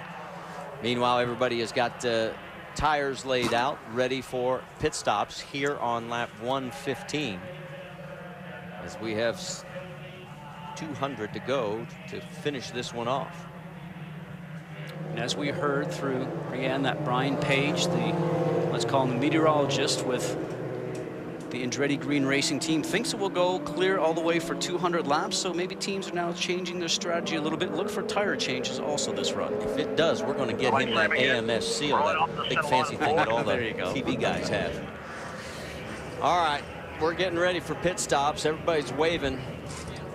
Let's go to Brienne. Well, our leader is pulling into his pit stall as we speak. They are taking 4 tires, filling it up with that 22 gallons of ethanol. No changes to the 27 of Dario Franchitti. He is away. Jack? Meanwhile, Brian, full 22 gallons and new Firestone Firehawk. The car number 2, and Dan Wheldon is also out as we continue to have this drag race down to pit out. Well, of the 3 on the triple pits, 7.2 seconds for Dario Franchitti. And remember, they have had trouble with that right rear tire changer, and they made a change this week again, and so far it's paid dividends. Dario is first off pit road. Dan Wheldon picks up a spot. Schechter loses one. Scott Dixon picked up 2 as we go side by side.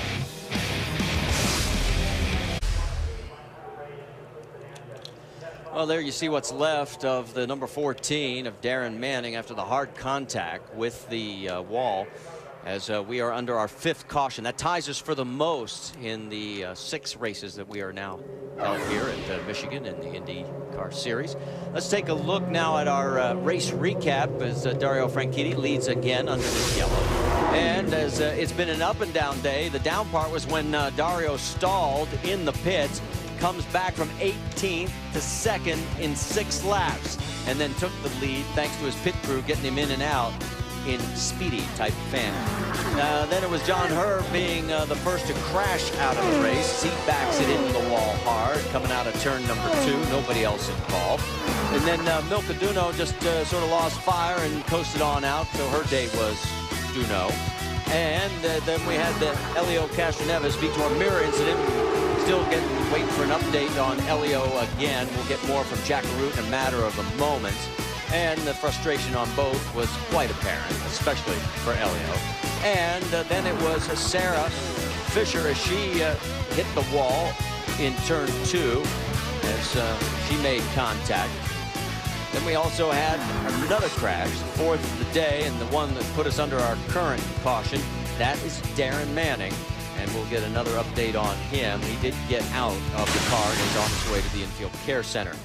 So there is Dario Franchitti, but let's get more on Elio Castroneves. Jack? Well, we told you the last time, Marty, they were going to check his knee for x-rays. The x-rays came back negative, but he did leave the speedway on crutches. We did get a chance to talk to him, however. And the only complaint that he had is he felt that Vitor Mirror was driving too, and I quote, aggressively for that point in time in the race. But he is already on his way to the airport and back home to Miami. All right, what's interesting about that, it shows you how sometimes your emotions can override the pain, because he was stomping and walking, and I probably didn't even feel it at that point, and then he gets into the infield care center, and all of a sudden, that shooting pain. You've had that experience. He probably walked a quarter mile because he was down turns 1 and 2 in the care centers down at the entrance of pit lane, so there's no doubt about that. Remember, he's got to be back in the car next week at Kentucky.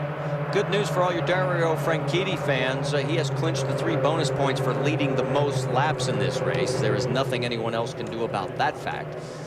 And as we go back, let's take another look at Dario's pit stop. And we've got some conflicting information. We had a report that there was a change this week on the right rear tire changer, but Brianne, jump in on this. You're saying that it has not been a change? Well, it was a change, Marty, but that change took place at Iowa.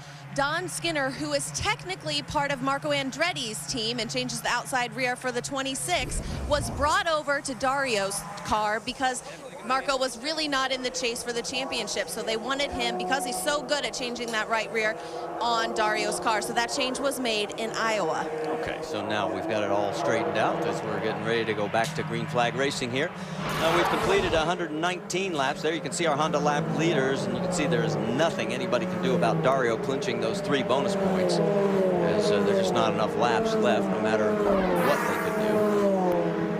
Also, we heard some reports that keep your eyes on Danica Patrick. A couple of the drivers were saying she was a bit erratic out on the track, not holding her line. But we've heard that before about a lot of people. And I've seen that today by quite a few people also. So this is Michigan. You're going at such a speed going through the turns. And when you're running in packs like this, if your car pushes you up the road just a little bit on the exit, there's not a whole lot you can do with it. Now, yeah, you can take your foot off the pedal and make the car go a little slower, but there's not a driver out there today, Marty, that's going to do that. Yeah. All right, let's talk quickly about next Sunday, August 12th, 3 Eastern in ABC. It is the Champ Car at Elkhart Lake Race, and you'll see it on ABC Sunday, August 12th, 3 Eastern. All right, as we're getting down the back stretch, we're getting word. We're going to go green this time by. Dario Franchitti will set the pace. Dan Wheldon right behind him, followed by Thomas Scheckter, Danica Patrick, Scott Dixon. Here we go.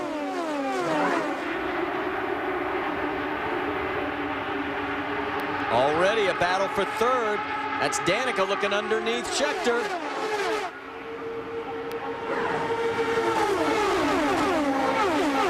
And she's got the position.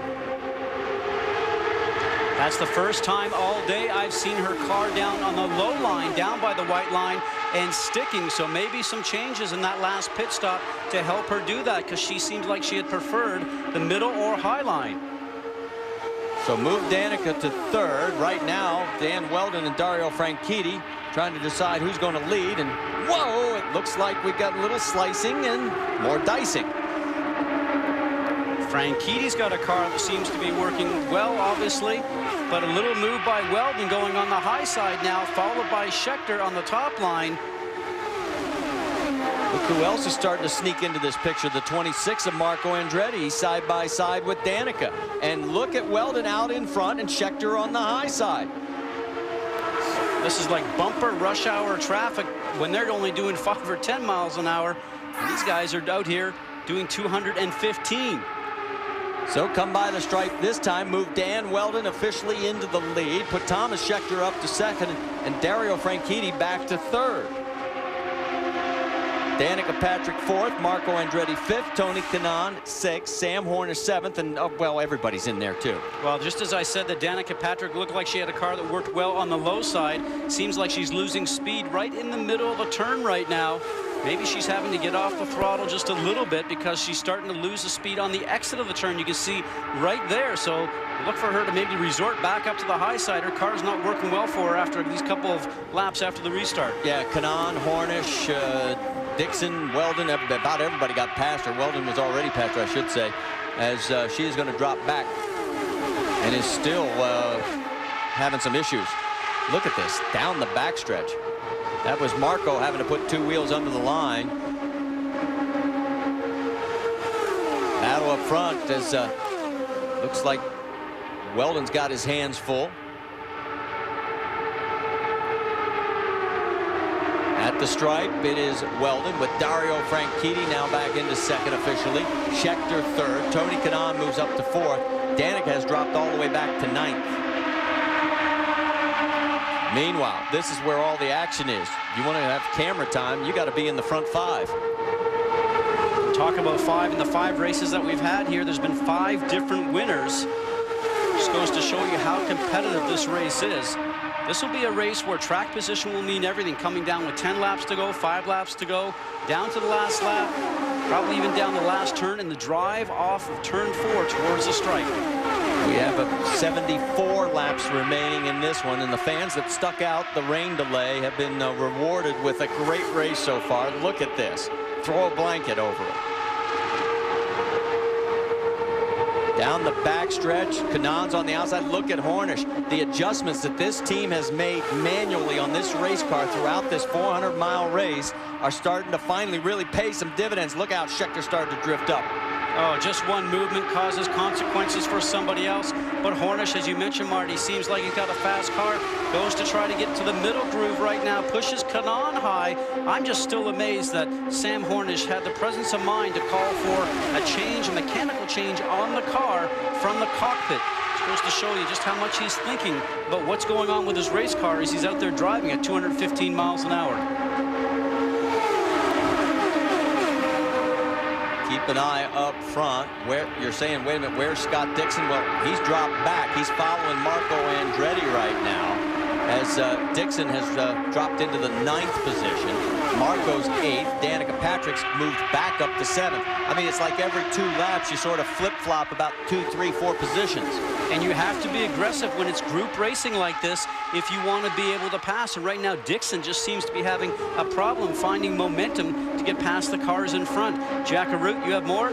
Yeah, it's been interesting, Scott, talking with Mike Hull, who's the tactician for Scott Dixon. I asked him, I said, is it a case of momentum? Is he, is there a problem? He said, no, we really talked about the fact that we want to be in a position to race for the last 15 miles. As soon as the radar cleared, you saw the aggressiveness go out of the target Chip Ganassi number 9, and they seem to be satisfied to just cruise and watch until we get to that magic 350-mile mark. Well, I'll tell you what's been fun is the fact we've had 14 lead changes, 6 different leaders, and this one is far from over yet, guys, as we're working lap 129 of 200. And one guy is not going to sit back and wait, because he usually is not a patient driver. Thomas Scheckter in the 2 machine, who right now is sitting in 2nd, just went past Franchitti, has his sights set on Wheldon directly up ahead. And you can see if the race ended at this moment, the points lead would go back to the plus side again for Dario Franchitti, as he would pick up points on 2nd place Scott Dixon. But we're still, like I said, a long way from this one being over. In fact, Dario right now has got his hands full with Thomas Scheckter right underneath him. That's a battle for 2nd. Wheldon's out in front. And remember, folks, Wheldon did not look that good in practice, did not qualify that well. But that's the thing about this racetrack. You never know. If you find that balance, bam, you're right up front. And that's when your car just seems to go through the turn without any effort of making the car turn by the steering wheel itself. And we saw Danica Patrick go from the low line to the high line right there. Looks like she's searching cars down below the white line. So you see Dixon right now carrying momentum. Now, if you get pushed below the white line, as he did right there, that is not a penalty. If you carry momentum and pass down below the white line to pass a car, then yes, that is a penalty. But right now, there's no doubt there's a lot of weaving and dicing going on right now, all at 215, 218 miles an hour. Scott Dixon, you saw him duking it out with Sam Hornish. That was for 5th. Dixon had it at the stripe. How long he'll hold on to it is anybody's guess. Meanwhile, let's go 3 wide for the race lead down the back stretch. You've got Wheldon, Scheckter, Franchitti, and we're going to do this all the way into 3. Hang on.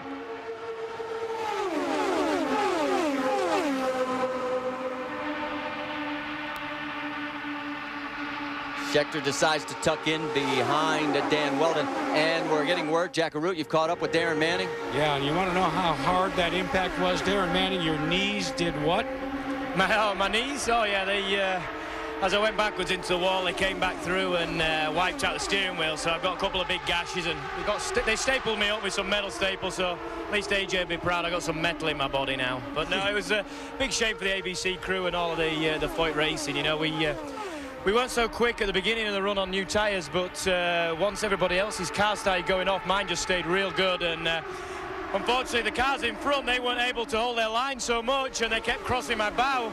And I was just really trying to move my way right to the front on that long green flag run. And I think Marco, no fault of his own, he just crossed my bow and just took all the air off, and I pushed and got loose as I came back into the air, and that was it. We're happy to see that you're okay. Look forward to seeing you in Kentucky. Cheers, pal. Well, it's good to see him okay, but a couple of gashes in his knee. That gives you an idea of the ferocity of the impact. Meanwhile, look at this battle up front. We got to make way here. We're going to go side by side, but Dario Franchitti, he led that lap, but here comes Dan Wheldon right back. Will he lead the next one? You won't miss a thing. Wheldon, remember, last 3 years, he's finished 3rd, 2nd, and 3rd. Does he win this year? Stay with us. Back here at Michigan, and while we were in side-by-side, Thomas Scheckter went from being in the lead pack to being in the back of the lead pack to now being back up to 3rd. Let's go back and show you what happened to him. Oh, the group in front almost touch, and here you get an opportunity for Kanaan to take a little bit of that momentum and go around the high side. But I think Kanaan, as Kanaan's going on the high side, you see Scheckter in the middle get the dirty air from the cars in front, and that's a moment, Marty, at about 215 miles an hour. But you know something? That is classic Michigan right there. And again, again, everybody, I hope you'll bear with us. The weather precluded us from having the helicopter up. Normally we'd have 6 onboards right now and we'd be showing you wheel to wheel, but the ceiling is so low we just can't get the helicopter high enough to get the signal. So I'm hoping that the excitement from just watching these drivers from the outside has been good enough, because there's nothing else we can do right now. Jack, you've got more on Thomas Scheckter? Yeah, I just checked with David Cripps, the tactician for Thomas Scheckter. As we've said so many times here in Michigan, driving here is like a giant flywheel. And what happened is all of a sudden he lost his momentum. But David Cripps sounds very, very confident right now. He says, we just want to be there for the last 20 miles. Let's go to Brienne. Jack, Danica Patrick is getting instructions from Kim Green, her race strategist, to work with teammate Dario Franchitti. She's been told to help push him around the top of the racetrack. When she was doing that earlier, that's when she lost momentum on her car. Nothing physically happened to the car. She simply lost momentum and dropped back to 9th. So we'll see if, as she helps her teammate get around Dan Wheldon, whether or not she can hold herself up at the top of that pack.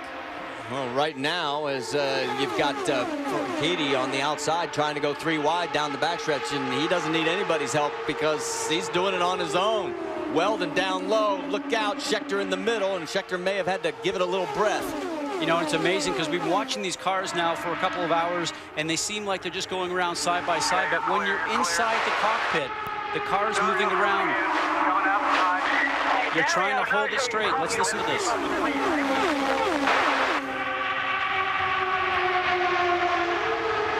All that information coming in from the spotters and the team managers. But what happens inside the cockpit, as we see Kanaan now trying to low line going underneath Scheckter, is that you get into traffic, you start to turn the car, the steering wheel gets light. Do you turn it more? Do you just leave it and have the car return to you? All these feelings the drivers are going through each and every turn throughout here, just like it's a normal day's drive down to the office. Well, Danica has caught up to Dario. Danica has gotten in lockstep with him. We're going to find out if it's going to be able to push him to the lead, because here they go, as it is right down low with Dan Wheldon, Dario and Danica on the high side. And here comes Marco. Oh, look out! Airborne! Franchitti's upside down. Dixon is involved. The wheels touched. Wheldon is involved. Airborne up here, got up into the pit. We got him coming down. Copy that. Scott, you okay? Looks like Sam Hornish also involved, and right now, folks. Yeah, he got hit in the head. Think good thoughts. The Delphi safety crew is heading for Dario. And from this angle, obviously, we can't see a thing. We've seen Marco Andretti get airborne and go over this year, but not at the speed. Remember, we're lapping this type of impact that Dario had. Between 215 and 218. These cars are built just like a jet fighter. They are so strong. The roll bars in them themselves are very strong. We've seen this before where the cars go over, land on the roll bar. Once they right the car, the driver just pops out, brushes himself off, and sometimes wishes he had a spare car to hop in to keep going. We saw a shot of Thomas Scheckter. He had already pulled into pit lane, and there he is. And they are bringing Dario's car over, and they're going to try and bring it down very gently. These cars weigh 1,525 pounds. Sam Hornish is at the back of the car. And there's Dario taking the steering wheel off, will unbuckle his 6-way harness. This is incredible. The integrity of the cockpit of this car. Guys, start breathing easy. Your guy's okay. You saw his team just a moment ago start to see him get out of the car and start to applaud. There's Scott Dixon. He was out. He comes over to check Dario.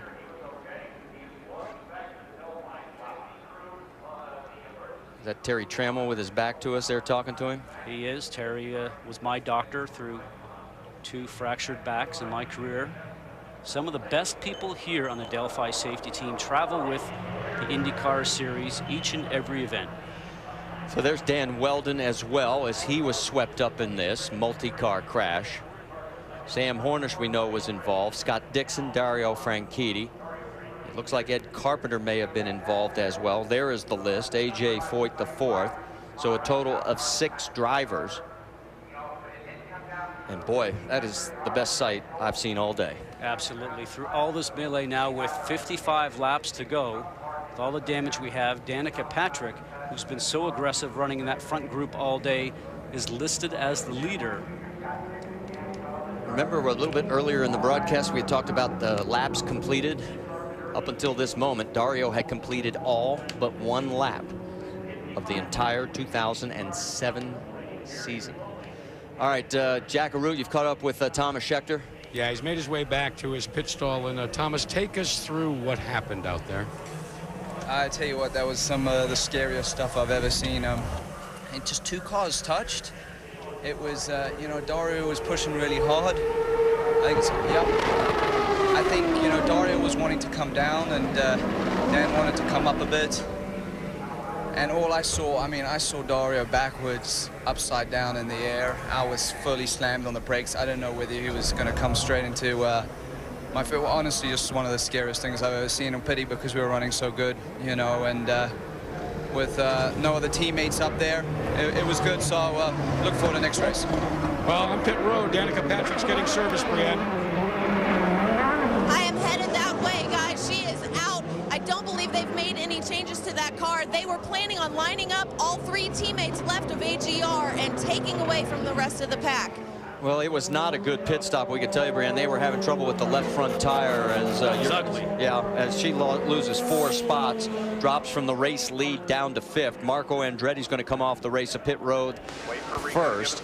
Matsura picks up 2 spots. Buddy Rice picks up 3 through all this. I mean, Buddy has been a non-factor throughout the day, but all of a sudden, because of what happened through this 6-car crash, he's back into the mix.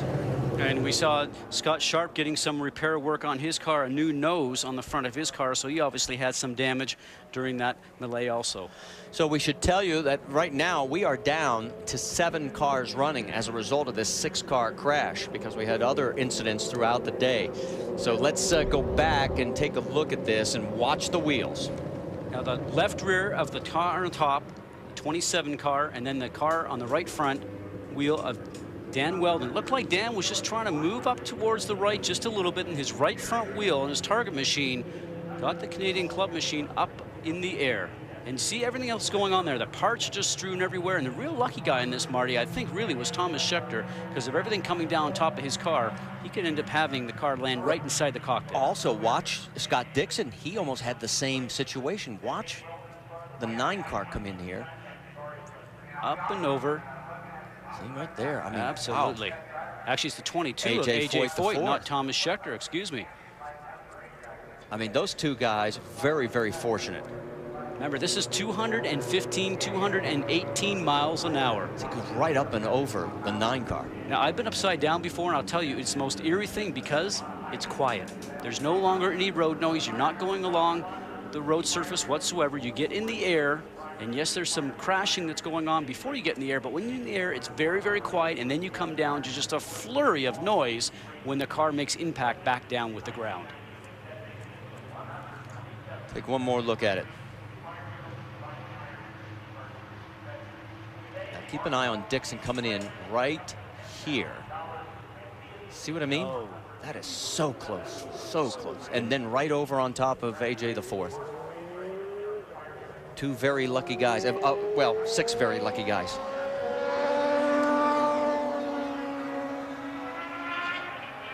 Remember the speed that we spoke about, 218, maybe even 20 miles an hour now going down there.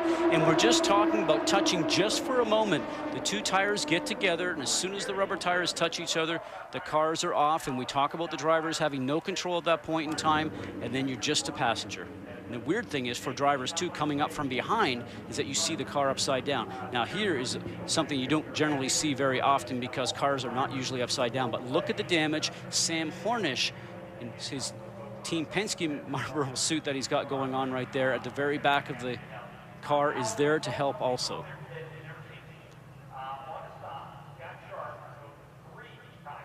Wow. And then this was the best sight of all when we saw Dario take off the steering wheel. All right, let's get back to what we have out on the racetrack. There are 7 cars running. Marco Andretti is now your race leader as a result of the cycle of pit stops. Kosuke Matsuura is in 2nd. Tony Kanaan 3rd. Danica Patrick 4th. Scott Sharp 5th. Ryan Hunter-Reay 6th. Buddy Rice is in pit lane right now, listed in 7th. They are working on his car.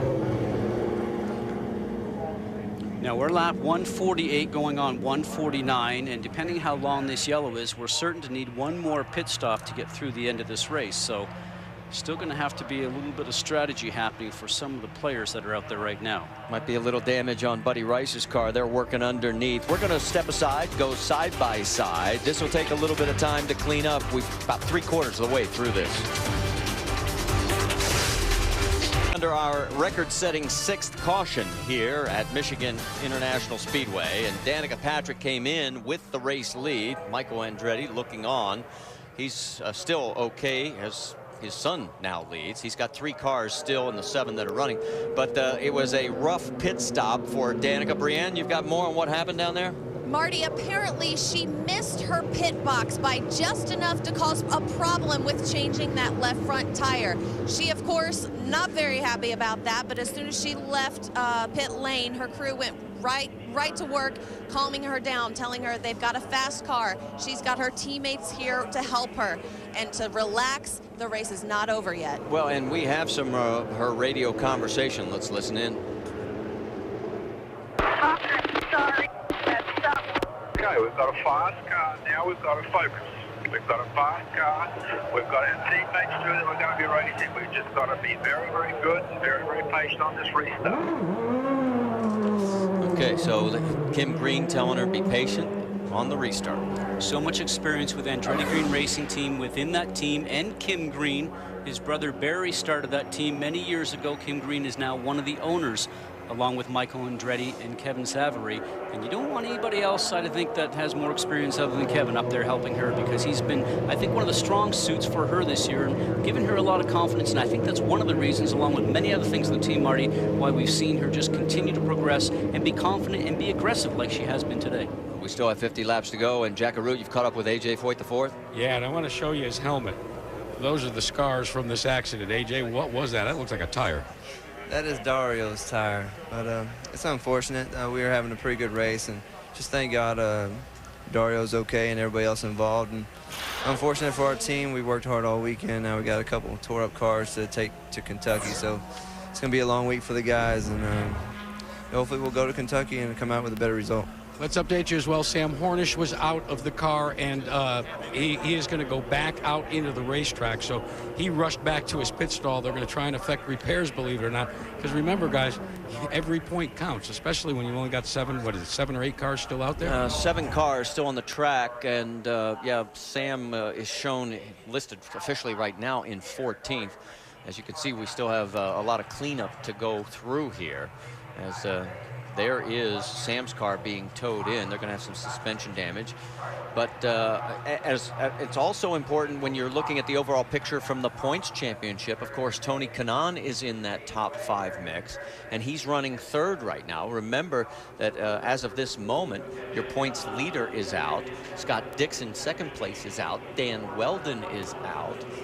And Sam Hornish is in the pits having to make repairs. So this could be an opportunity for Tony to pick up some points. And as you can see, he's up to 3rd with an only 99 back with still the race to go. Well, that's a lot of damage on that 6 machine of his car right now. I'm looking at that. He's got left front suspension, right front suspension, both rear suspensions, the rear wing also of Sam Hornish's machine. That's a lot of work to get done here in the next couple of laps. All right, Jack, you've caught up with Ed Carpenter? Yeah, they keep coming out, and the good news is all of them keep coming out walking under their own power. Okay, what happened? To be honest, I don't know. You know, I saw smoke, then I saw Dario up in the air, and I just trying to slow down, and my brakes really weren't working right, and couldn't get slowed down as quick as I would have liked. But you couldn't see. People started going through the grass. I mean, I was trying to stay low because I knew he was up high. I didn't want to run into anybody. But everyone seemed to be okay in there. And that's the most important thing. That IndyCar Series does a great job with the safety of these cars, and we should all be thankful for that. And let's take a look at the pit stop on Danica Patrick. looked like they put a turn or two in the It looked like maybe some wing was coming out, I think, was what they were doing on that right front. So obviously an opportunity to make a fuel addition here just in the last couple of laps. Now, we talked about that everybody's going to need one more fuel stop, but maybe this is a situation here with Kim Green where he takes the opportunity, as we've seen the Penske team do many times, changing the strategy and give her a full tank of fuel right now, 22 gallons. And we know you can get 30, 35 laps per tank full. And maybe with another yellow somewhere sprinkled in here, maybe she makes it to the end without another stop. Well, it gives her 7 laps in hand over the top 4 cars of Marco Andretti, Koski Matsuura, Tony Kanaan, and Scott Sharp. I don't know if that's going to be enough. I mean, we'll have to wait and see if it becomes a factor. But you just get a couple of laps of yellow there, and maybe she doesn't need to come in for a splash and go at the end, which is a possibility. But the other thing that happens here, too, is because you don't have that many cars on the track. And there's Kim Green sending along some information to her, but probably telling her because you don't have that many cars on the track right now, she doesn't have that far to go from being the position that she's in 7th up to the front. Well, and the other thing to remember, even if she does have to stop, she doesn't need to stop as long as the other guys because she's got those 7 laps in hand. And we're talking about a 2-mile layout here, folks, so that's 14 total miles. So it's, what, about 3 miles per gallon of ethanol? You can do the math, figure it out. All right, so right now we continue with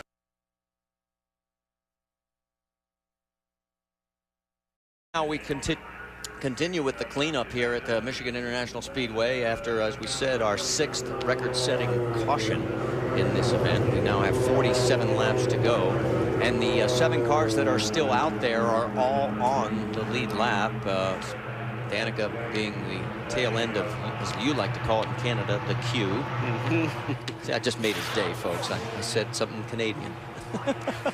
We're close to Canada. There's a Canadian flag down here at Michigan International Speedway, so thank you. All right. Well, how about Marco Andretti? You know, we documented well throughout the day. Yeah, that's just for you. The guys in the truck did that just for you. You know, we documented how his lack of success this year on the 1.5 and larger ovals, 5 total DNFs. Well, here he is with a chance to possibly win this race. Remember, he's had situations earlier this year where the car was not doing so well for him. Actually, he said it was scary to drive, where he actually got out of the car, parked it. But here, obviously, now maybe a few more races underneath his belt. He learns how to make changes with the car throughout the pit stops, make the car a little bit better. And now he finds himself leading the Michigan event here, which his father won twice. Well, we have a great possibility of a 6th different winner in the 6 races we've held at Michigan. Only the 2004 winner, Buddy Rice, is still in the event. He's running in 6th. And think about this. First-time wins. We talked about the fact there were 12 here at Michigan. Koski Matsuura would be a first-time winner. And then you would have Ryan Hunter-Reay, Danica Patrick. So those 3 could pick up their very first career wins in open-wheel racing. All right, so there's Ryan Hunter-Reay as he's coming in to possibly top off with fuel. And yes, that's exactly what they're doing. So he is picking up even a little bit more advantage as Ryan pits at 154. So he has 8 laps in hand over the 4 cars out front. Of course, for Danica, this would be her best finish here in 3 runs at Michigan. She hasn't done very well here at all in the past. In fact, if you remember last year, she finished 17th. The year before that, she was 20th. And of course, last year was so frustrating for her because we had rain delay and then she ran out of fuel right near the end. Danica Patrick, 16 machine, will slow, and it looks like she will pull off the track in turn number 1. Danica, she is just furious.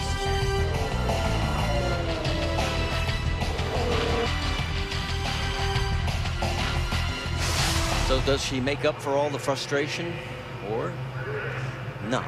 We're going to find out. This is going to be an interesting shootout between these 7 once we go back to green flag racing. You've got some drivers here with experience who have won here before, as you mentioned, and now you got some drivers here who have never won and are looking for their first win. So it's going to be very interesting to see exactly how this plays out. Remember, we talked about it earlier in the show. What's your mood? You really got to be ready to put your foot on the gas here if you're going to win this event. And to do this in the last 50 laps, there's no doubt that's exactly what this is going to take. Hey, Jack, I got a question for you as we see the Ganassi team working over Scott Dixon's car. Obviously, they're trying to get back. Can you talk? We have not had a full green flag run. We don't know how many laps today somebody can actually go. Is there anybody down there who would quietly tell us exactly what they think? Marty, if they told us, they would have to kill us. Well, but but I will be honest. Marty, I will be honest with you. I would have loved to have had a chance to talk to Scott Dixon, but unfortunately, as he was going to his trailer, security decided that it was not appropriate for us to do our job. So we're out here back on pit road, and it's a case where you got to understand when you're in the midst of a points chase, and we've seen it so many times, guys, maybe 1 point or 2 points can be the 2 points can be the difference at the end of the season. So everybody's hustling. Hey, remember last year it was a tie, folks. I mean, it came down to the tiebreaker. So it's exactly right.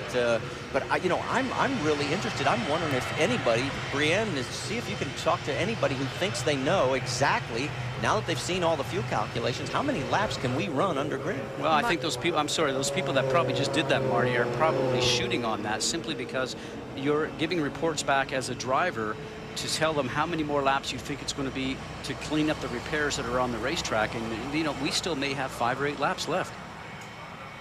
So we'll find out if we can, exactly. And now, let's see. Jack, you've caught up with Kim Green. Marty, my job is to serve you. Kim, let me ask you a question. Have you been able to figure out just how many green flag laps you can actually make on a tank of fuel with all the starts and stops we've had? I mean, certainly probably only around about 35, I would think. Maybe 36, around 35 mark. Really depends on the pace towards the end. I think the leader will find it a bit more difficult to make the mileage than a guy sitting behind. So at this point, I think everybody's going to have to come back in and get some sort of a splash. And this yellow goes for a lot longer. How many more laps would you need before you could go at the end? I think we probably need another 10 laps of yellow probably, but I'm not 100% certain. We topped off in the hope maybe everybody else will come back in and we'll gain some track position, but it's going to be interesting. It's a shootout. Indeed it will. Brienne? Well, Jack, Marco Andretti's engineer, Eddie Jones, just told me that they're agreeing with Kim Green. 35 laps would be the ultimate stretch of green flag racing on one tank of fuel. But Marco is only about 11 laps away from coming into that crucial fuel window. Well, and Tony Kanaan, his teammate, we saw while Jack was talking to Kim, he came in on lap 157.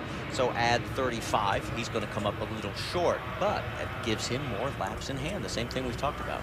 Well, it does, unless we talked about before, just having another yellow for maybe a lap or 2 or debris or something like that. You only need a 2 or a 3 or 4 lap caution period again for these people to maybe make it all the way to the end. But I wouldn't be surprised to see Marco Andretti come in here, maybe just at the tail end of what this repair is going to be out in the racetrack as we watch Koski Masur coming in. You see again the fuel hose being hooked up, no tires being taken on, just adding fuel. And I think everybody's going to try and stay out there as long as possible and take the last opportunity to come in before they close the pits to put fuel on, because you just might make it. Well, Koski comes in on lap 157. We have 43 laps to go, so he's still short, but again, it's what we've talked about. That last stop will be a lot less that you have to take for that splash and go if it does happen under green. Jet dryers, you can see out there trying to get all the fluids and everything that got tossed about. Marco makes a quick jab. I don't know if he saw something on the tracks.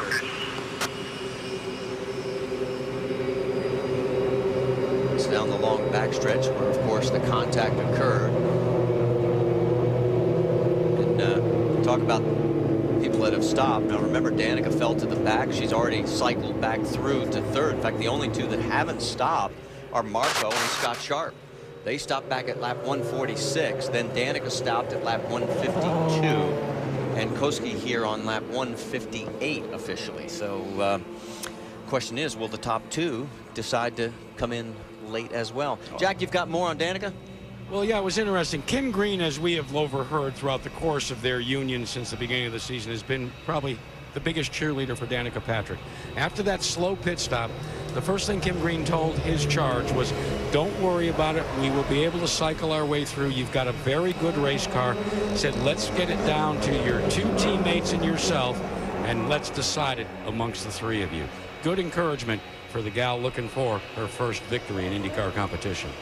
And as we mentioned, would somebody else come in and pit? The answer to that is yes. We can tell you that Scott Sharp peeled off while you were reporting, Jack. So that means only Marco Andretti is the last to come in. He pitted last on lap 146. And Scott Sharp, the last to pit at lap 159. And all it cost him was he moves to the back at 7th place. And like you said, there's not that many cars left on the racetrack right now. It's not like you're going all the way towards the back of the queue.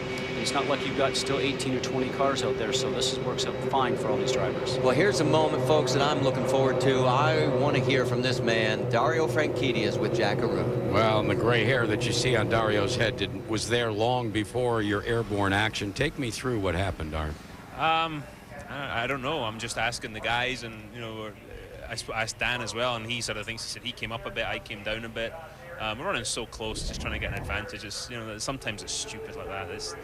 This thing, you're flat the whole time, and you're just looking for that advantage. So that is one of the parts I don't enjoy this type of super speedway racing when it is like that. But so whatever happened, we touched. The next thing I know, I'm upside down. I open my eyes and I'm going backwards about 30 feet in the air. And I thought, oh, this isn't good. When it came down, it actually didn't feel that bad. I've since found out I came down on top of Scott. So I'm really glad he's okay. I'm glad everybody's okay, everybody involved. And I said to Scott, we've got to stop meeting like that. You know, we've been running side by side in so many races recently, and you know, he definitely helped me out.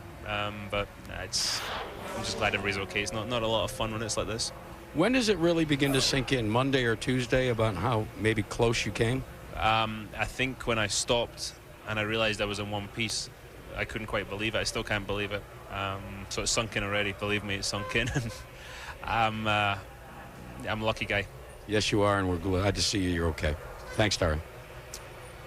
All right, and that is great. I can't believe he's just walking around like nothing happened. If you didn't see this, you'd wonder why we're making a fuss. And this is amazing. You know, when we watch this go through, if you watch the transition lines on the racetrack, you can see Dario seems like he stays still, and the 10 car of Dan Wheldon certainly seems like he comes up and gets that left rear of Dario Franchitti's machine, and then off it goes. All this sort of happens. Now, I'm sure that Dario won't be going home tonight. He did fly his helicopter here from his home in Nashville, Tennessee, so that'll be something that he'll probably take on tomorrow after going upside down at 215 miles an hour.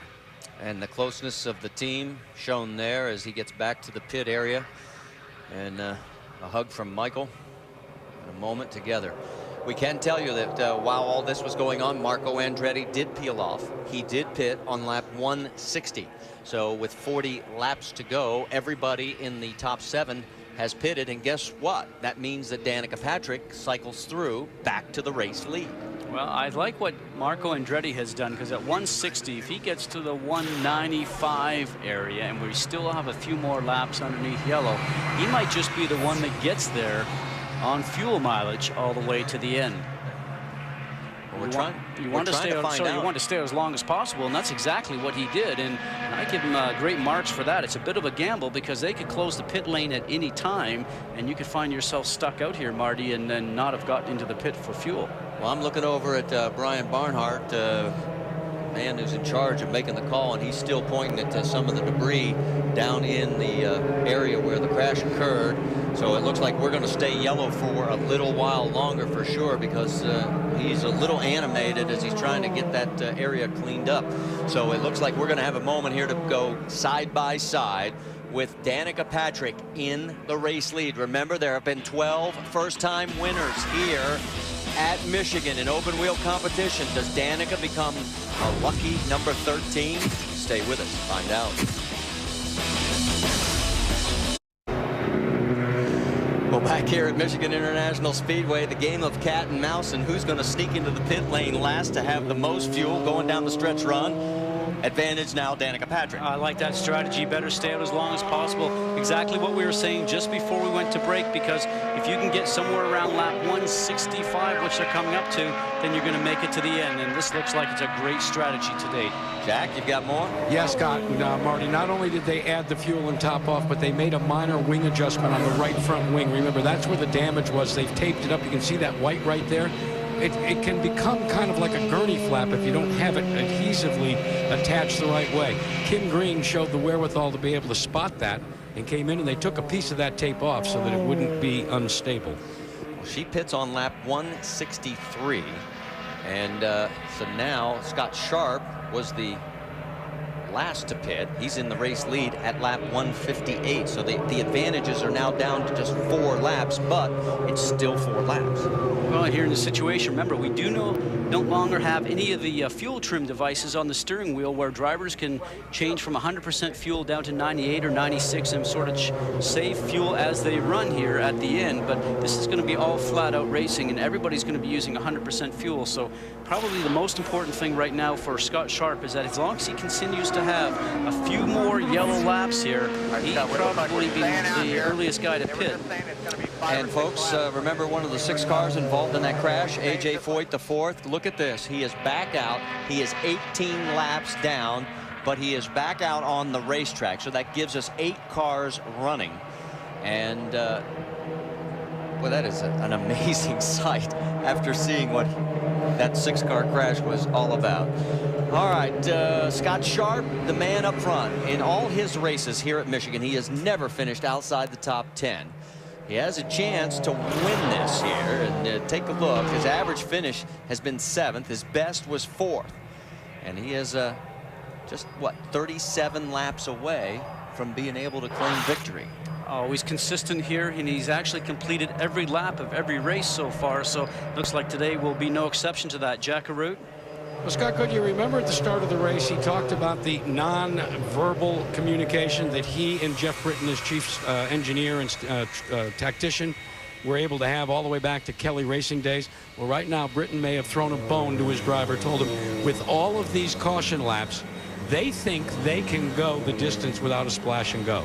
That could be encouraging to a driver. Brianne Pedigo?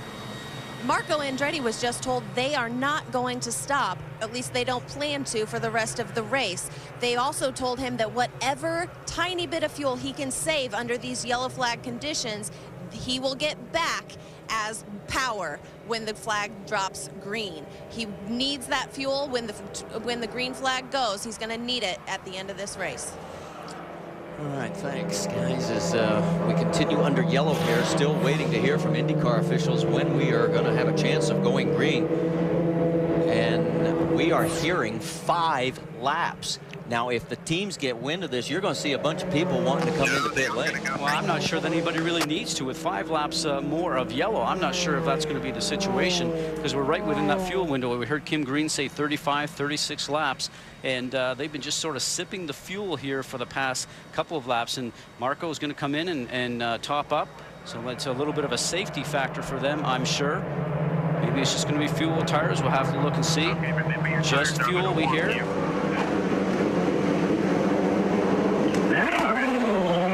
Behind him, it looks like Thomas Schechter.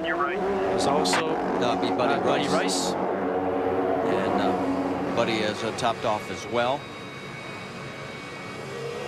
So now with 35 laps to go, does anybody else decide to come in and make sure, give themselves that little extra guarantee? Brianne, you want to bring us up to date on why they brought Marco in?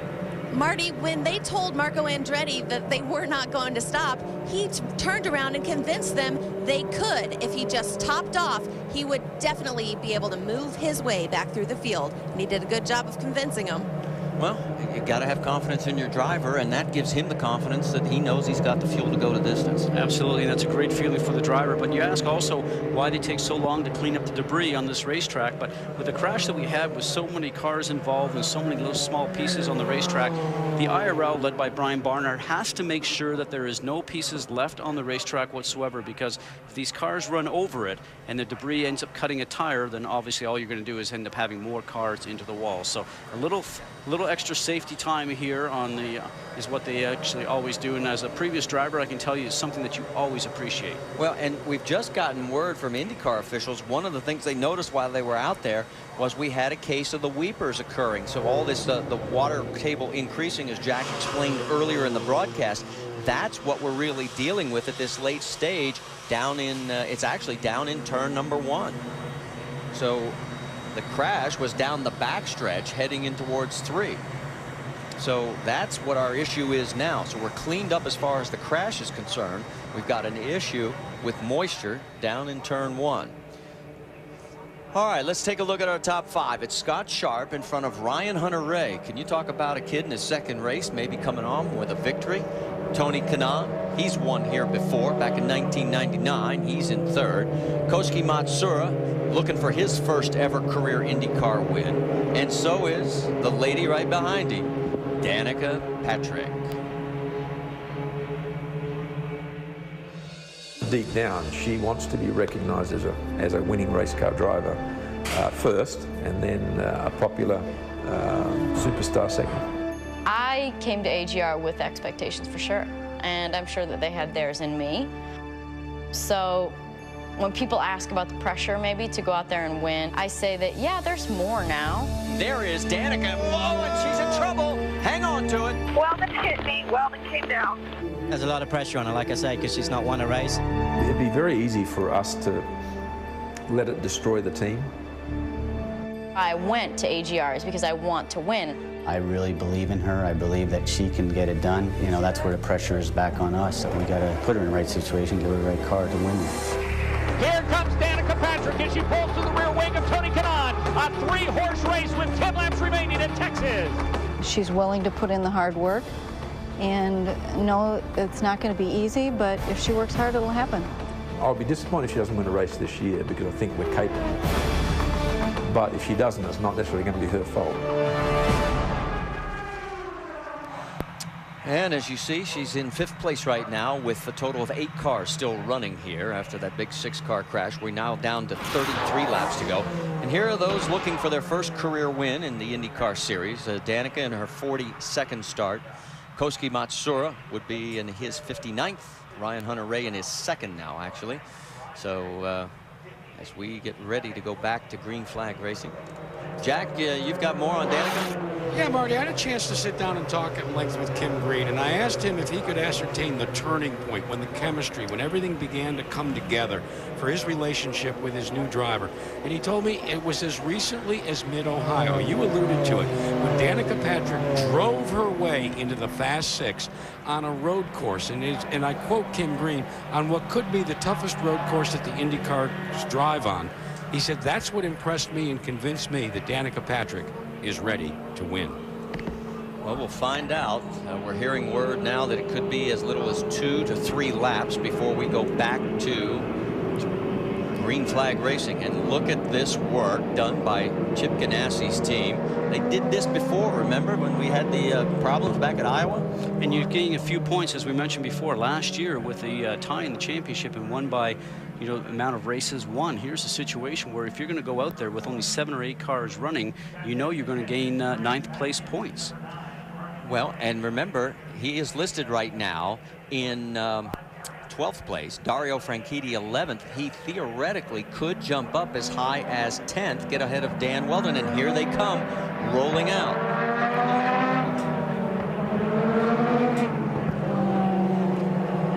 Here they come. There is Dan Wheldon. And here is the team. What happened to him? You disappeared, boys. There they come. Had to get some people out of the way, probably. But they're rolling back out, and this should get an ovation from the crowd as he brings it back out, and he's underway. Let's go take you back a few moments ago. We picked up this audio from Danica Patrick and her team. Again, just before we do go, I just want to remind you, we're racing. I think Sharp, apart from your teammates, is the best of the other cars. We really got to be sensible here. It can be an AGR 1, 2, 3, and we need our butts kicked if we can't achieve that. So we've got to obviously try and get out there, 1, 2, 3, go, and then race each other fairly. All right, so no team orders. He just wants 1, 2, 3. He's not asking for too much. Well, race each other fairly, but that all goes out the window with about 5 laps left to go. If you have a shot for winning, you'll be making your car just a little bit wider, even if it's a teammate behind you that is trying to get by. Tip of the hat to the number 9 crew. They have got Scott Dixon back out on this racetrack. Look at this. This is amazing. After the crash that car was involved in. And Dario Franchitti is still in the pits. He's obviously not coming back. And this could pick him up 2 spots because he'll get ahead of Dario and possibly Dan Wheldon as well. In fact, by my calculations, he will. He'll pick up 2 spots. And maybe more if Thomas Scheckter drops out. Schecter's 26 laps behind.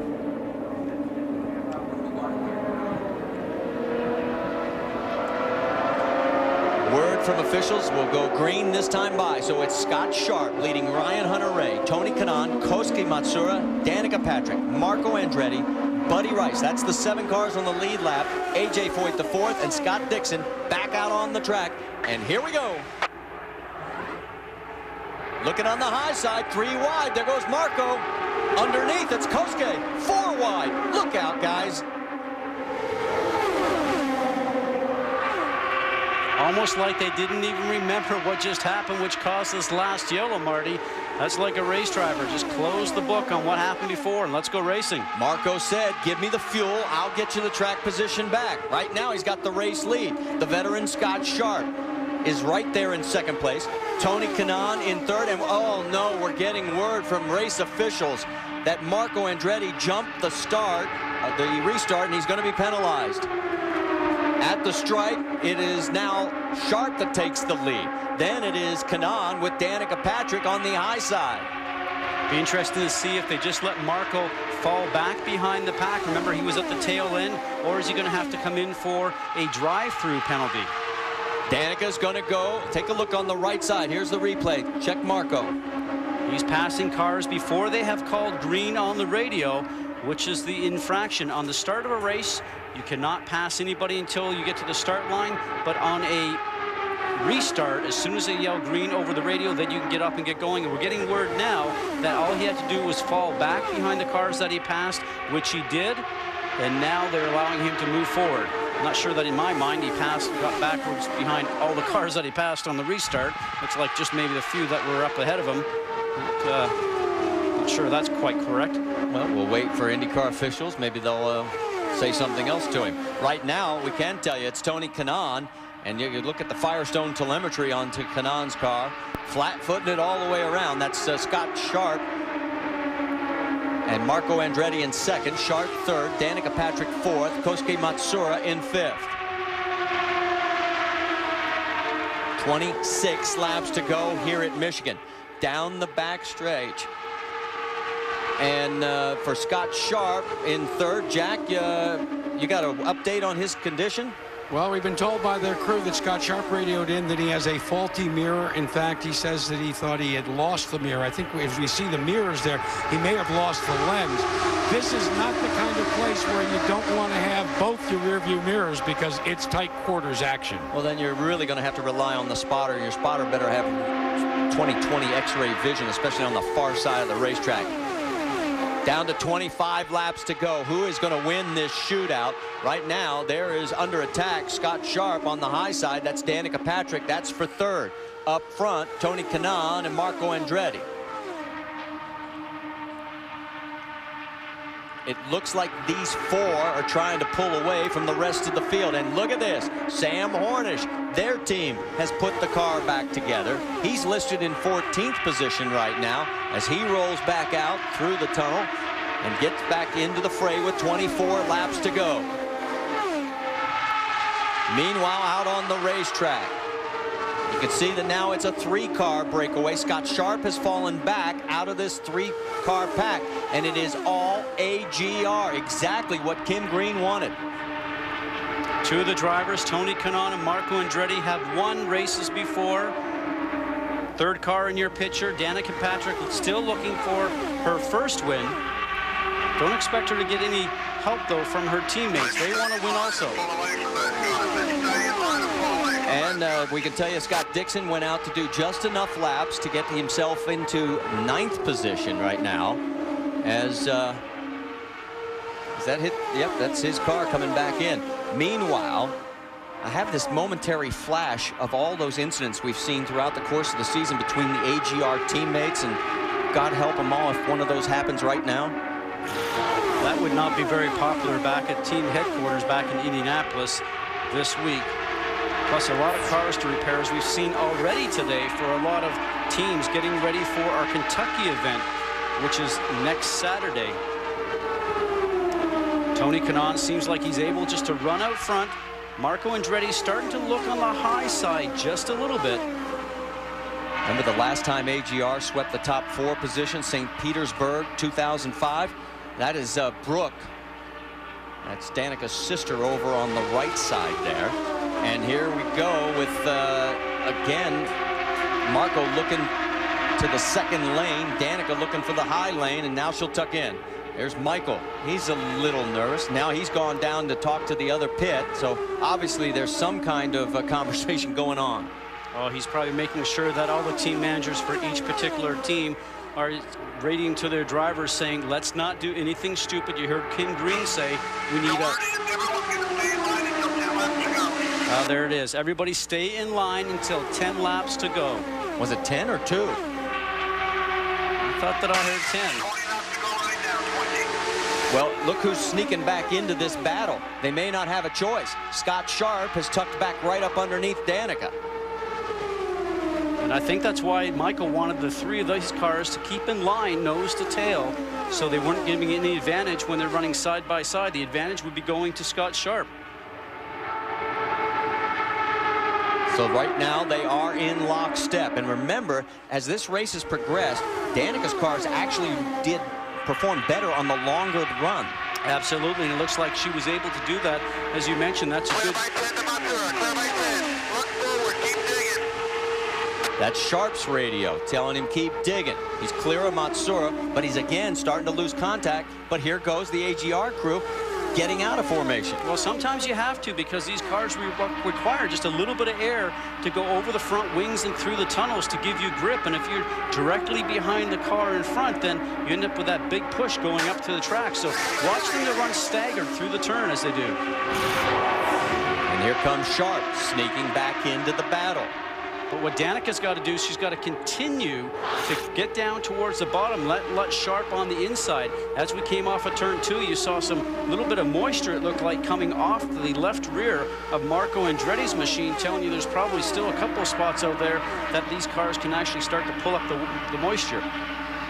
And take a look a little bit further back. Koski Matsuura is trying to pull up on the back wing now. They're telling him he's clear by 5. I'm not sure I'd buy 5 car lengths. What's your mirror always say? Objects in this mirror are closer than they appear? Yeah, but remember, Sharp has a faulty mirror, so he may not even be able to see on one side. As to which one it is, we're not quite sure. Meanwhile, the battle continues up front. Well, not really the battle, the freight train. The battle isn't going to unfold till we get down near the wire.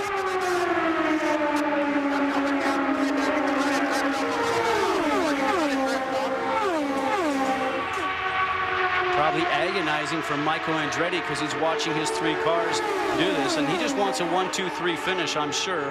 Probably just wants to get it over with. What he does not want to see is the 3 of these cars be involved in their own accident.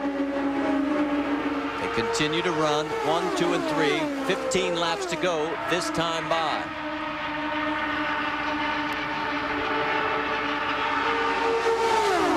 Tony Kanaan, the veteran of the 3 out there right now for Andretti Green Racing. Of course, he's got 2 wins this year, 8 top 5s, but those 2 costly DNFs at Iowa and Nashville. Did I just see like drops on a camera lens there? Please tell me I didn't.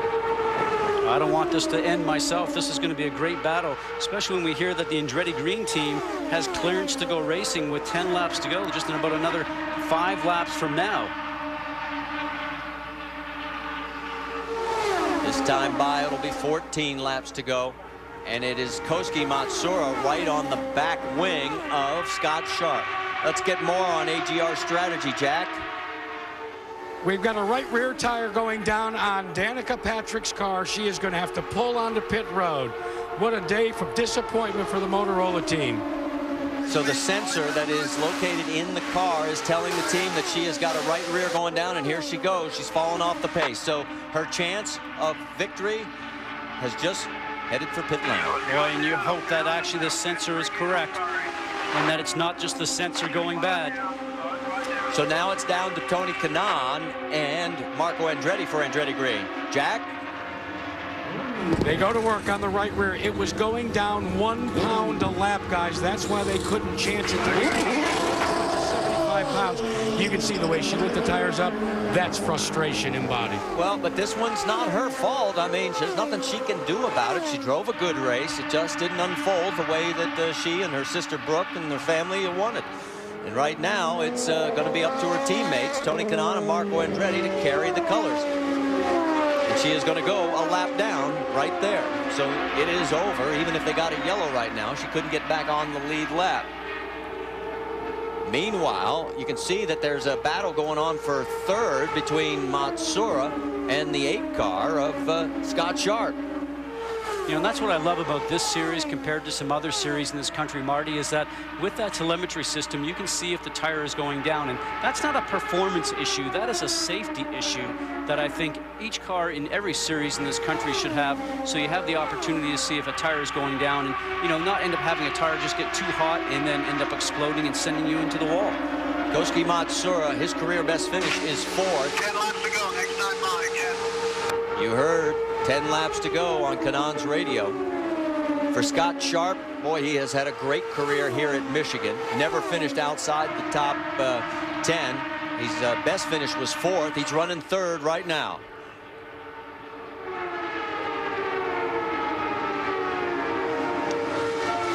So now with 10 laps to go, it is a 2-car shootout at this point.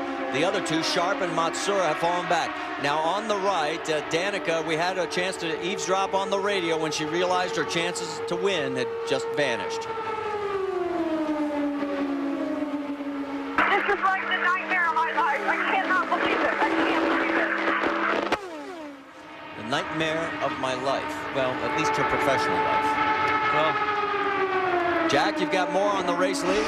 Well, keep in mind that this is the tutor and the student. Remember, Marco Andretti moved from Nazareth, Pennsylvania to Miami, Florida to, and I quote, be closer to Tony Kanaan. They are workout buddies. Tony Kanaan has tutored the young Andretti, tried to convince him, even from Homestead when Marco pulled an ill-handling car onto pit road, tried to teach him that sometimes you have to just continue to work and work and work. And now it looks, guys, like it's going to come down to the teacher and the student. I thought for a second Jack was going to say the tutor and the 2T. All right, take a look. There he comes. The green light may have been given. 8 laps to go between these two. They've got plenty of a gap between them and 3rd place Scott Sharp and 4th place Koski Matsuura. Down the backstretch, Marco looks to the high side. Kanaan's got the preferred low line. They're going to go side by side, coming through 3 and 4. Tony pulls back ahead. Marco tucks in. And you know, that's exactly what Tony is going to do for the remaining 8 laps. He's continued to be on the low side. So we now go down to 7 laps to go. He's going to leave just enough room to let Marco think that he can get through on the inside, and then he'll close the door on him. All legal, and it's really great sportsmanship if you count the fact that he's probably driving looking in his mirrors most of the time. Marco again looks to the high side. Into 3 and 4. Can't get it done again. This time by, there'll be 6 laps to go.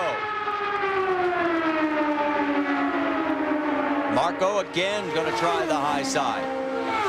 Gets a draft off the car, going down through the front stretch, through the D-oval, and then tries to carry the momentum when he does the slingshot on the outside. He looks better in 1 and 2 than he does in 3 and 4. And Tony starts to move him up the road just a little bit. Marco had to respond, otherwise they would have touched. Now what Marco's trying to do is to continue to keep Tony on the low side when he can, right down by the white line through the turns, and maybe he has to lift off the gas because he's going to end up coming up the track and maybe getting into Marco. Marco's goal is to get beside him all the way around and start to push him down towards the white line, which makes him scrub off more speed. 5 laps to go. You saw for a brief moment the battle continues between Sharp and Matsura. Sharp stays in third. Marco falls back a little bit. This time by there'll be 4 laps to go. And again, he seems to have better grip going through turns 1 and 2 than he does in 3 and 4. And when all this has been going on, Sam Hornish, as we saw, went back out and just started to circulate and made laps and did a couple more laps than Scott Dixon. So Sam Hornish takes over the 9th spot for points gaining here this weekend, and Dixon is now moved from 9th to 10th. Down the back stretch, and all of a sudden the 3rd car comes into view there with Koski Matsura. That looked like Danica Patrick, as she is down a full lap, so not a factor in that battle for 3rd. Meanwhile, take a look as we get 3 laps to go this time by. Does Marco have anything left for Tony Kanaan? As you mentioned, 1 and 2 is where he looks the best. He keeps trying to put his left front wheel right by the right rear of Tony Kanaan, trying to force Tony down. Looks like this time he was able to do that. Can he hold on to it going into 3? He's got a bit of a nose out in front, but here comes Tony right back into 3. And Marco falls right back again. Oh, and Michael, you saw him. He's riding along inside the cockpit with Marco right now. This time by, 2 laps remaining. Is it going to be the teacher or is it going to be the student that takes the win? It looks certain, short of another disaster, that Andretti Green will finish 1-2. And you have to like Tony Kanaan's chances only from the fact that, as you mentioned, he's stronger in 3 and 4, getting that drive through 3 and 4 towards the stripe, right down the front stretch. Through 3 and 4 again, Tony just able to hug the white line. Marco can do nothing. He won't open the door for him to get underneath. White flag, 1 lap to go at Michigan.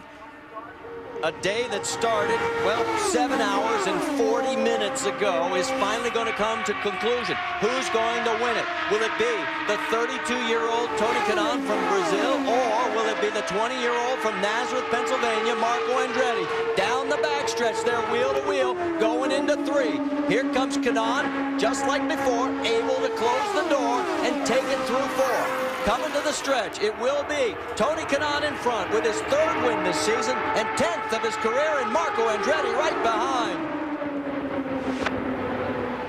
Scott Sharp comes in 3rd. Koski Matsura ties his career best 4th. Buddy Rice 5th. So a 1-2 finish for AGR. Ryan Hunter-Reay has his best oval finish in 6th. And Danica Patrick comes home in 7th.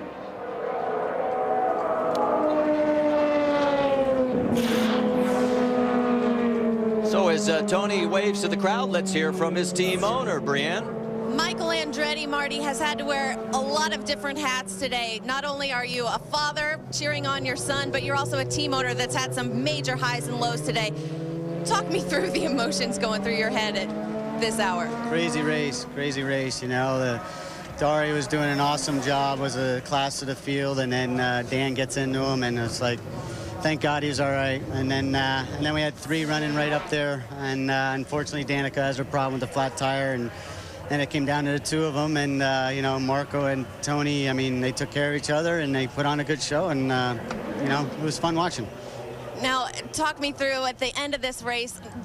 Bottom line, you come out victorious, but you're a father and a friend and an owner here. How do you root for one more than another? Is there any of that going on? Not really. I mean, I wanted them all to win, you know, and, you know, yeah, it'd be great to see Marco win, especially on an oval with the tough of years he's had, but, you know, Tony's been going through tough times too, and he's a good friend, and, you know, so it's a tough one, you know. I wanted any one of them to win. Thanks, Michael. Well, this is a big career boost for Marco Andretti in a confidence way, because a great finish for him after 5 DNFs on the ovals. He comes home in 2nd. You saw Danica with the frustration. A relieved Dario Franchitti, as we still can't believe that he's up and walking around after the crash he went through. And there's Michael over to console Danica. And there's Tony. He's taking another lap. I would think after 7 hours and 40 minutes, he'd want to get out of that car and celebrate. Let's go back and take another look at the last lap. He did everything perfect. Just protected the low line when he had to. He knows for sure because he's inside the cockpit. You mentioned it, Marty, that Marco was better in 1 and 2. He knew that we'd have a run on him. You see how he moves up the track just a little bit to take the lane away from him, try to push him a little bit higher, make him go around the high side, the longer way. Marco still carries the momentum off 1 and 2, but as we mentioned, we like Tony Kanaan's chances because in turns 3 and 4, that's where he got a chance to surge ahead. His car worked better in turns 3 and 4. He gets that run down to the stripe. He picks up his second win here at Michigan International Speedway and becomes now one of 3 people that have only ever won here twice. A great run for both drivers. And as you take a look at Danica talking to her mom, Bev, the frustration obviously apparent. Dario taking a look, and he sees his friend. The first to congratulate him from the team, if I remember correctly, at Indy was Tony. He came up to him in the rain-soaked area and gave him a big hug. And I think Dario is going to return the favor here at Michigan. Of course, Tony won in 1999. That's Kevin Savory giving a hug to Tony. Savory calls the shots for Tony. And they're having a little trouble getting him out of the Hans device. There it goes. I remember Tony saying just a few races ago that after races like this on Monday, he says, I need to rest. He says, after races on Monday, Marco at only 20 years old is bouncing around like, okay, what are we going to do today? That's the difference between being 20 and 32.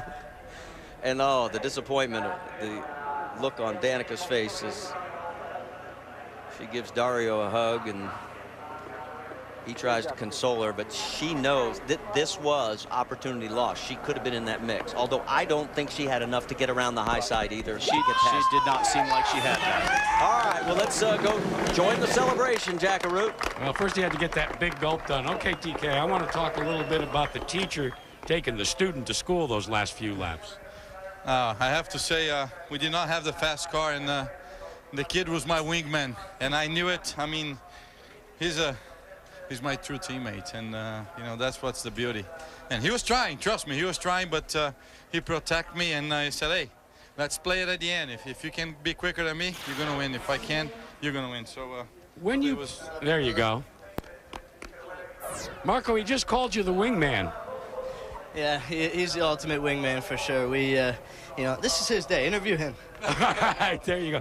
Let's talk for a moment too. If I'm not mistaken, is this the first race without your bride that's back in Brazil? yeah, I mean, it's for you. I think it's been tough. It's been, you know, we're far away, and the baby's on the way. A month and 20 days now, so I think I have a good gift to send it to her right now. Let's talk about comparing this to your first victory. Your first career victory came here, and I know how emotional you were there. What about this time? I'm happy. I mean, it's not the same as here. Sorry. Oh, we're there. It feels good. I mean, I said that we're going away, but as you guys saw, it was a crazy race. So kind of a mixed feelings about if I'm going to miss it or not. But it's a special for sure. Every win's a special, and it was good for the team. I would say we did what we were supposed to do. Feel sorry for Dario, but you know, as worse as it could be, Dixon went with him. So we're looking good. Let's try to catch up to Dario in the championship and maybe finish 1-2. Well, congratulations. You saw all the teammates come up and congratulate Tony Kanaan, and one of his teammates is now with Brienne Pedigon. Danica Patrick, obviously disappointed. I don't blame you. That's got to be incredibly frustrating. But a note to your character, the first thing you did when you got out on pit lane was go and congratulate your teammates. What are you feeling? I'm so mad. Of course I'm going to think of myself first. You know, I thought that was my chance to win. I was like 80% sure that was me. I could not believe when they told me my right rear was going flat. Couldn't believe it. Thank goodness we won. You know, we were working like a team out there. You know, we weren't pulling away from Sharp like we wanted to, but trust me, when we started dicing it up, he wasn't going to hang with us. And then it would have been all up for grabs. You were definitely quite a team out there. And what was it like watching your teammate go upside down during the race? Wow. I mean, I can't say on air exactly what I said into the radio, but that was scary. You know, Wheldon just came up and came into Dario's tires and just got him airborne. And I mean, the last I saw, I went underneath him as he was in the air. And I mean, you never know what can happen. That's horrible whenever you go upside down, and thank goodness he's okay. But that's always scary, especially when it's a teammate. And this is a very fast track. We were probably going, you know, 220, 25 mile an hour at that point. So very scary. You called this the nightmare of your life. When will you kind of be able to shake that off and start focusing on Kentucky? I have to right away, you know. What am I going to do? Every single time it all shook out there, I moved forward. I always ended up, you know, in the top 4 or 5 as soon as it all shook down. I mean, the starts were just a jumbled up mess. Everybody cycled through 5 or 6 different positions through the first 10 laps of green after a start. And but I was always there in the end. I was fast. I knew I was fast. I guess I had the fastest race lap. So, you know, that's why it's like you don't always get that situation. You don't always get the situation where you are the fastest car in the track. And, you know, I wish I could have capitalized on that. Instead, I tried to help Kosuke get by Sharp at the end because I don't want Sharp to get the points, but it's life. Jack Arute, so close, so far away. Well, the nightmare is over, but the celebration continues here in Victory Lane. Is standing in the background. As he told us, it's TK's day, but Marco, let's talk for a moment. Tony told us that he took you to school a little bit. He wanted to try you a little bit, but then he gave you credit for not only racing clean, but having learned a lot of valuable lessons. Yeah, no, he's, you know, he's the reason I'm in Indy cars, you know, at 19 years old, you know. But, no, like you said, he's my wingman as well. I mean, you know, I was glad to see it came down to the 2 of us. But, you know, my car was really good in a big pack. But, you know, the NYC car didn't have enough to pull it off on our own. But, hey, we had a lot of safe, lucky breaks, rather. Somebody was looking over us during the race. So, you know, I had cars flipping over me and stuff like that. I was worried for Dario. I'm glad he's all right. When you take a look, it almost seems so subtle what you guys did out there, your 2 teammates. A little edge here, a little edge there. How close is it from your vantage point in the cockpit? Yeah, it's closer than what you guys see. You know, I just tried to hold him down as much as possible, but his car was good enough to hold the bottom without lifting. You know, my 5th gear was a bit too tall.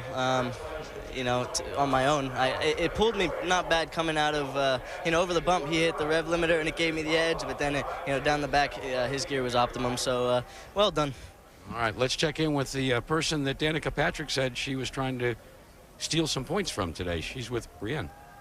Jack, I'm with Scott Sharp and a very proud son of his who's come to congratulate his daddy.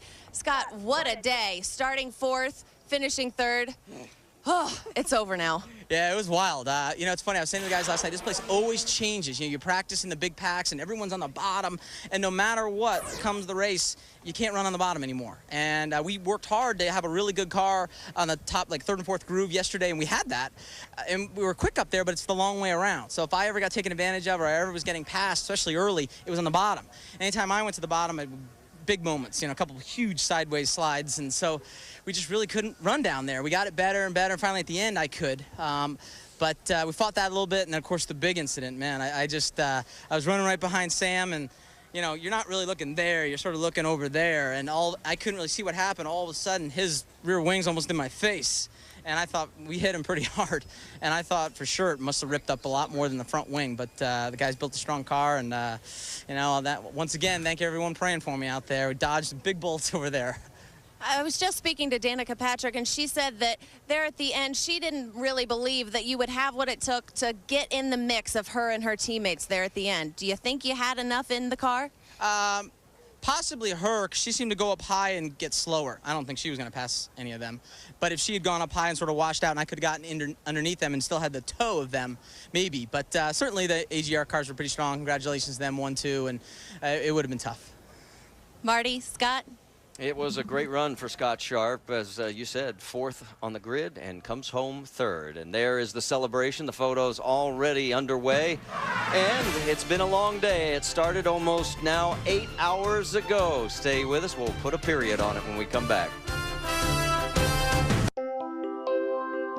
Back here as the celebration continues in Victory Lane with Tony Kanaan's win. Do you know we've had 6 races now in the IndyCar Series here at Michigan, and all 6, the margin of victory totals less than 4 seconds. Today, 5/100ths, the 17th closest finish in IndyCar Series history. All right, it's been a good, bad, and ugly day for Andretti Green Racing. Let's go back and recap, as it was ugly when this moment happened, when the touch of the wheels, Wheldon and Franchitti, and Dario goes airborne.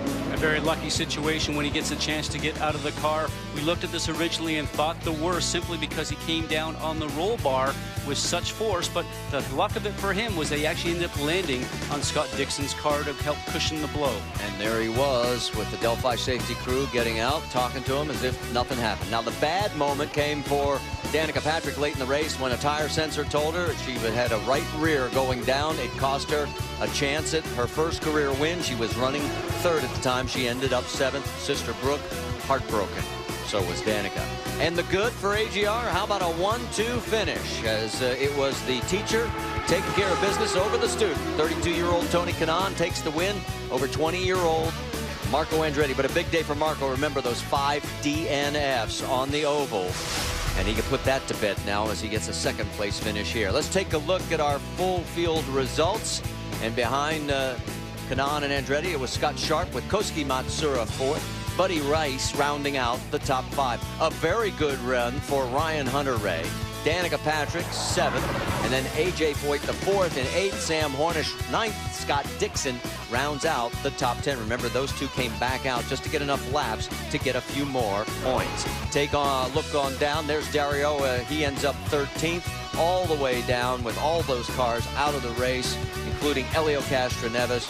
And if we take a look at the points championship, it is going to be a benefit for Tony Kanaan. He is going to get it back down to 81 markers. Remember, it was triple digits for Tony, so he's not out of it. We talked about the other 2 having to have misfortune. It did. It opened a door ever so slightly for it. And some great runs by Tony Kanaan throughout the year. He's had some bad luck this year, much like Dario Franchitti did last year. But you know something? It's not over till it's over. He is close. He can smell it. Maybe it's going to get to him. Well, and think about this. Dario Franchitti has a horrific crash and walks away with the same amount of points lead that he came into the race today. He's got to be living a charmed life in more ways than one, and I think he'll be the first to admit it. So a tip of the hat to everybody who was able to walk away from that crash. Also to all the crews that got back on track after the incidents, including Sam Hornish, and of course AJ Foyt the 4th, and Scott Dixon. Final thoughts on this one? Well, a lot of work for a lot of crew members this week. A short week because we leave and go off to Kentucky for Saturday. A lot of late nights for these teams. I always think about those guys. A lot of hard work putting in by the team behind the scenes. So a little bit of everything today, including a marathon. It almost started to feel like it was going to be a 12-hour race rather than a 400-miler, but we did get it in. Glad you stuck it out with us, even though we had to come over to ESPN Classic. Glad you followed us. And, of course, we'll get ready now for next week's race at Kentucky. The interviews continue down in Victory Lane for Tony Kanaan. A big thank you to our ESPN crew, because these guys have been out literally in the weather all day, and it's now 8 hours in length. See you this coming Saturday, August 11th, 6:30 Eastern on ESPN2 for the Kentucky IndyCar 300.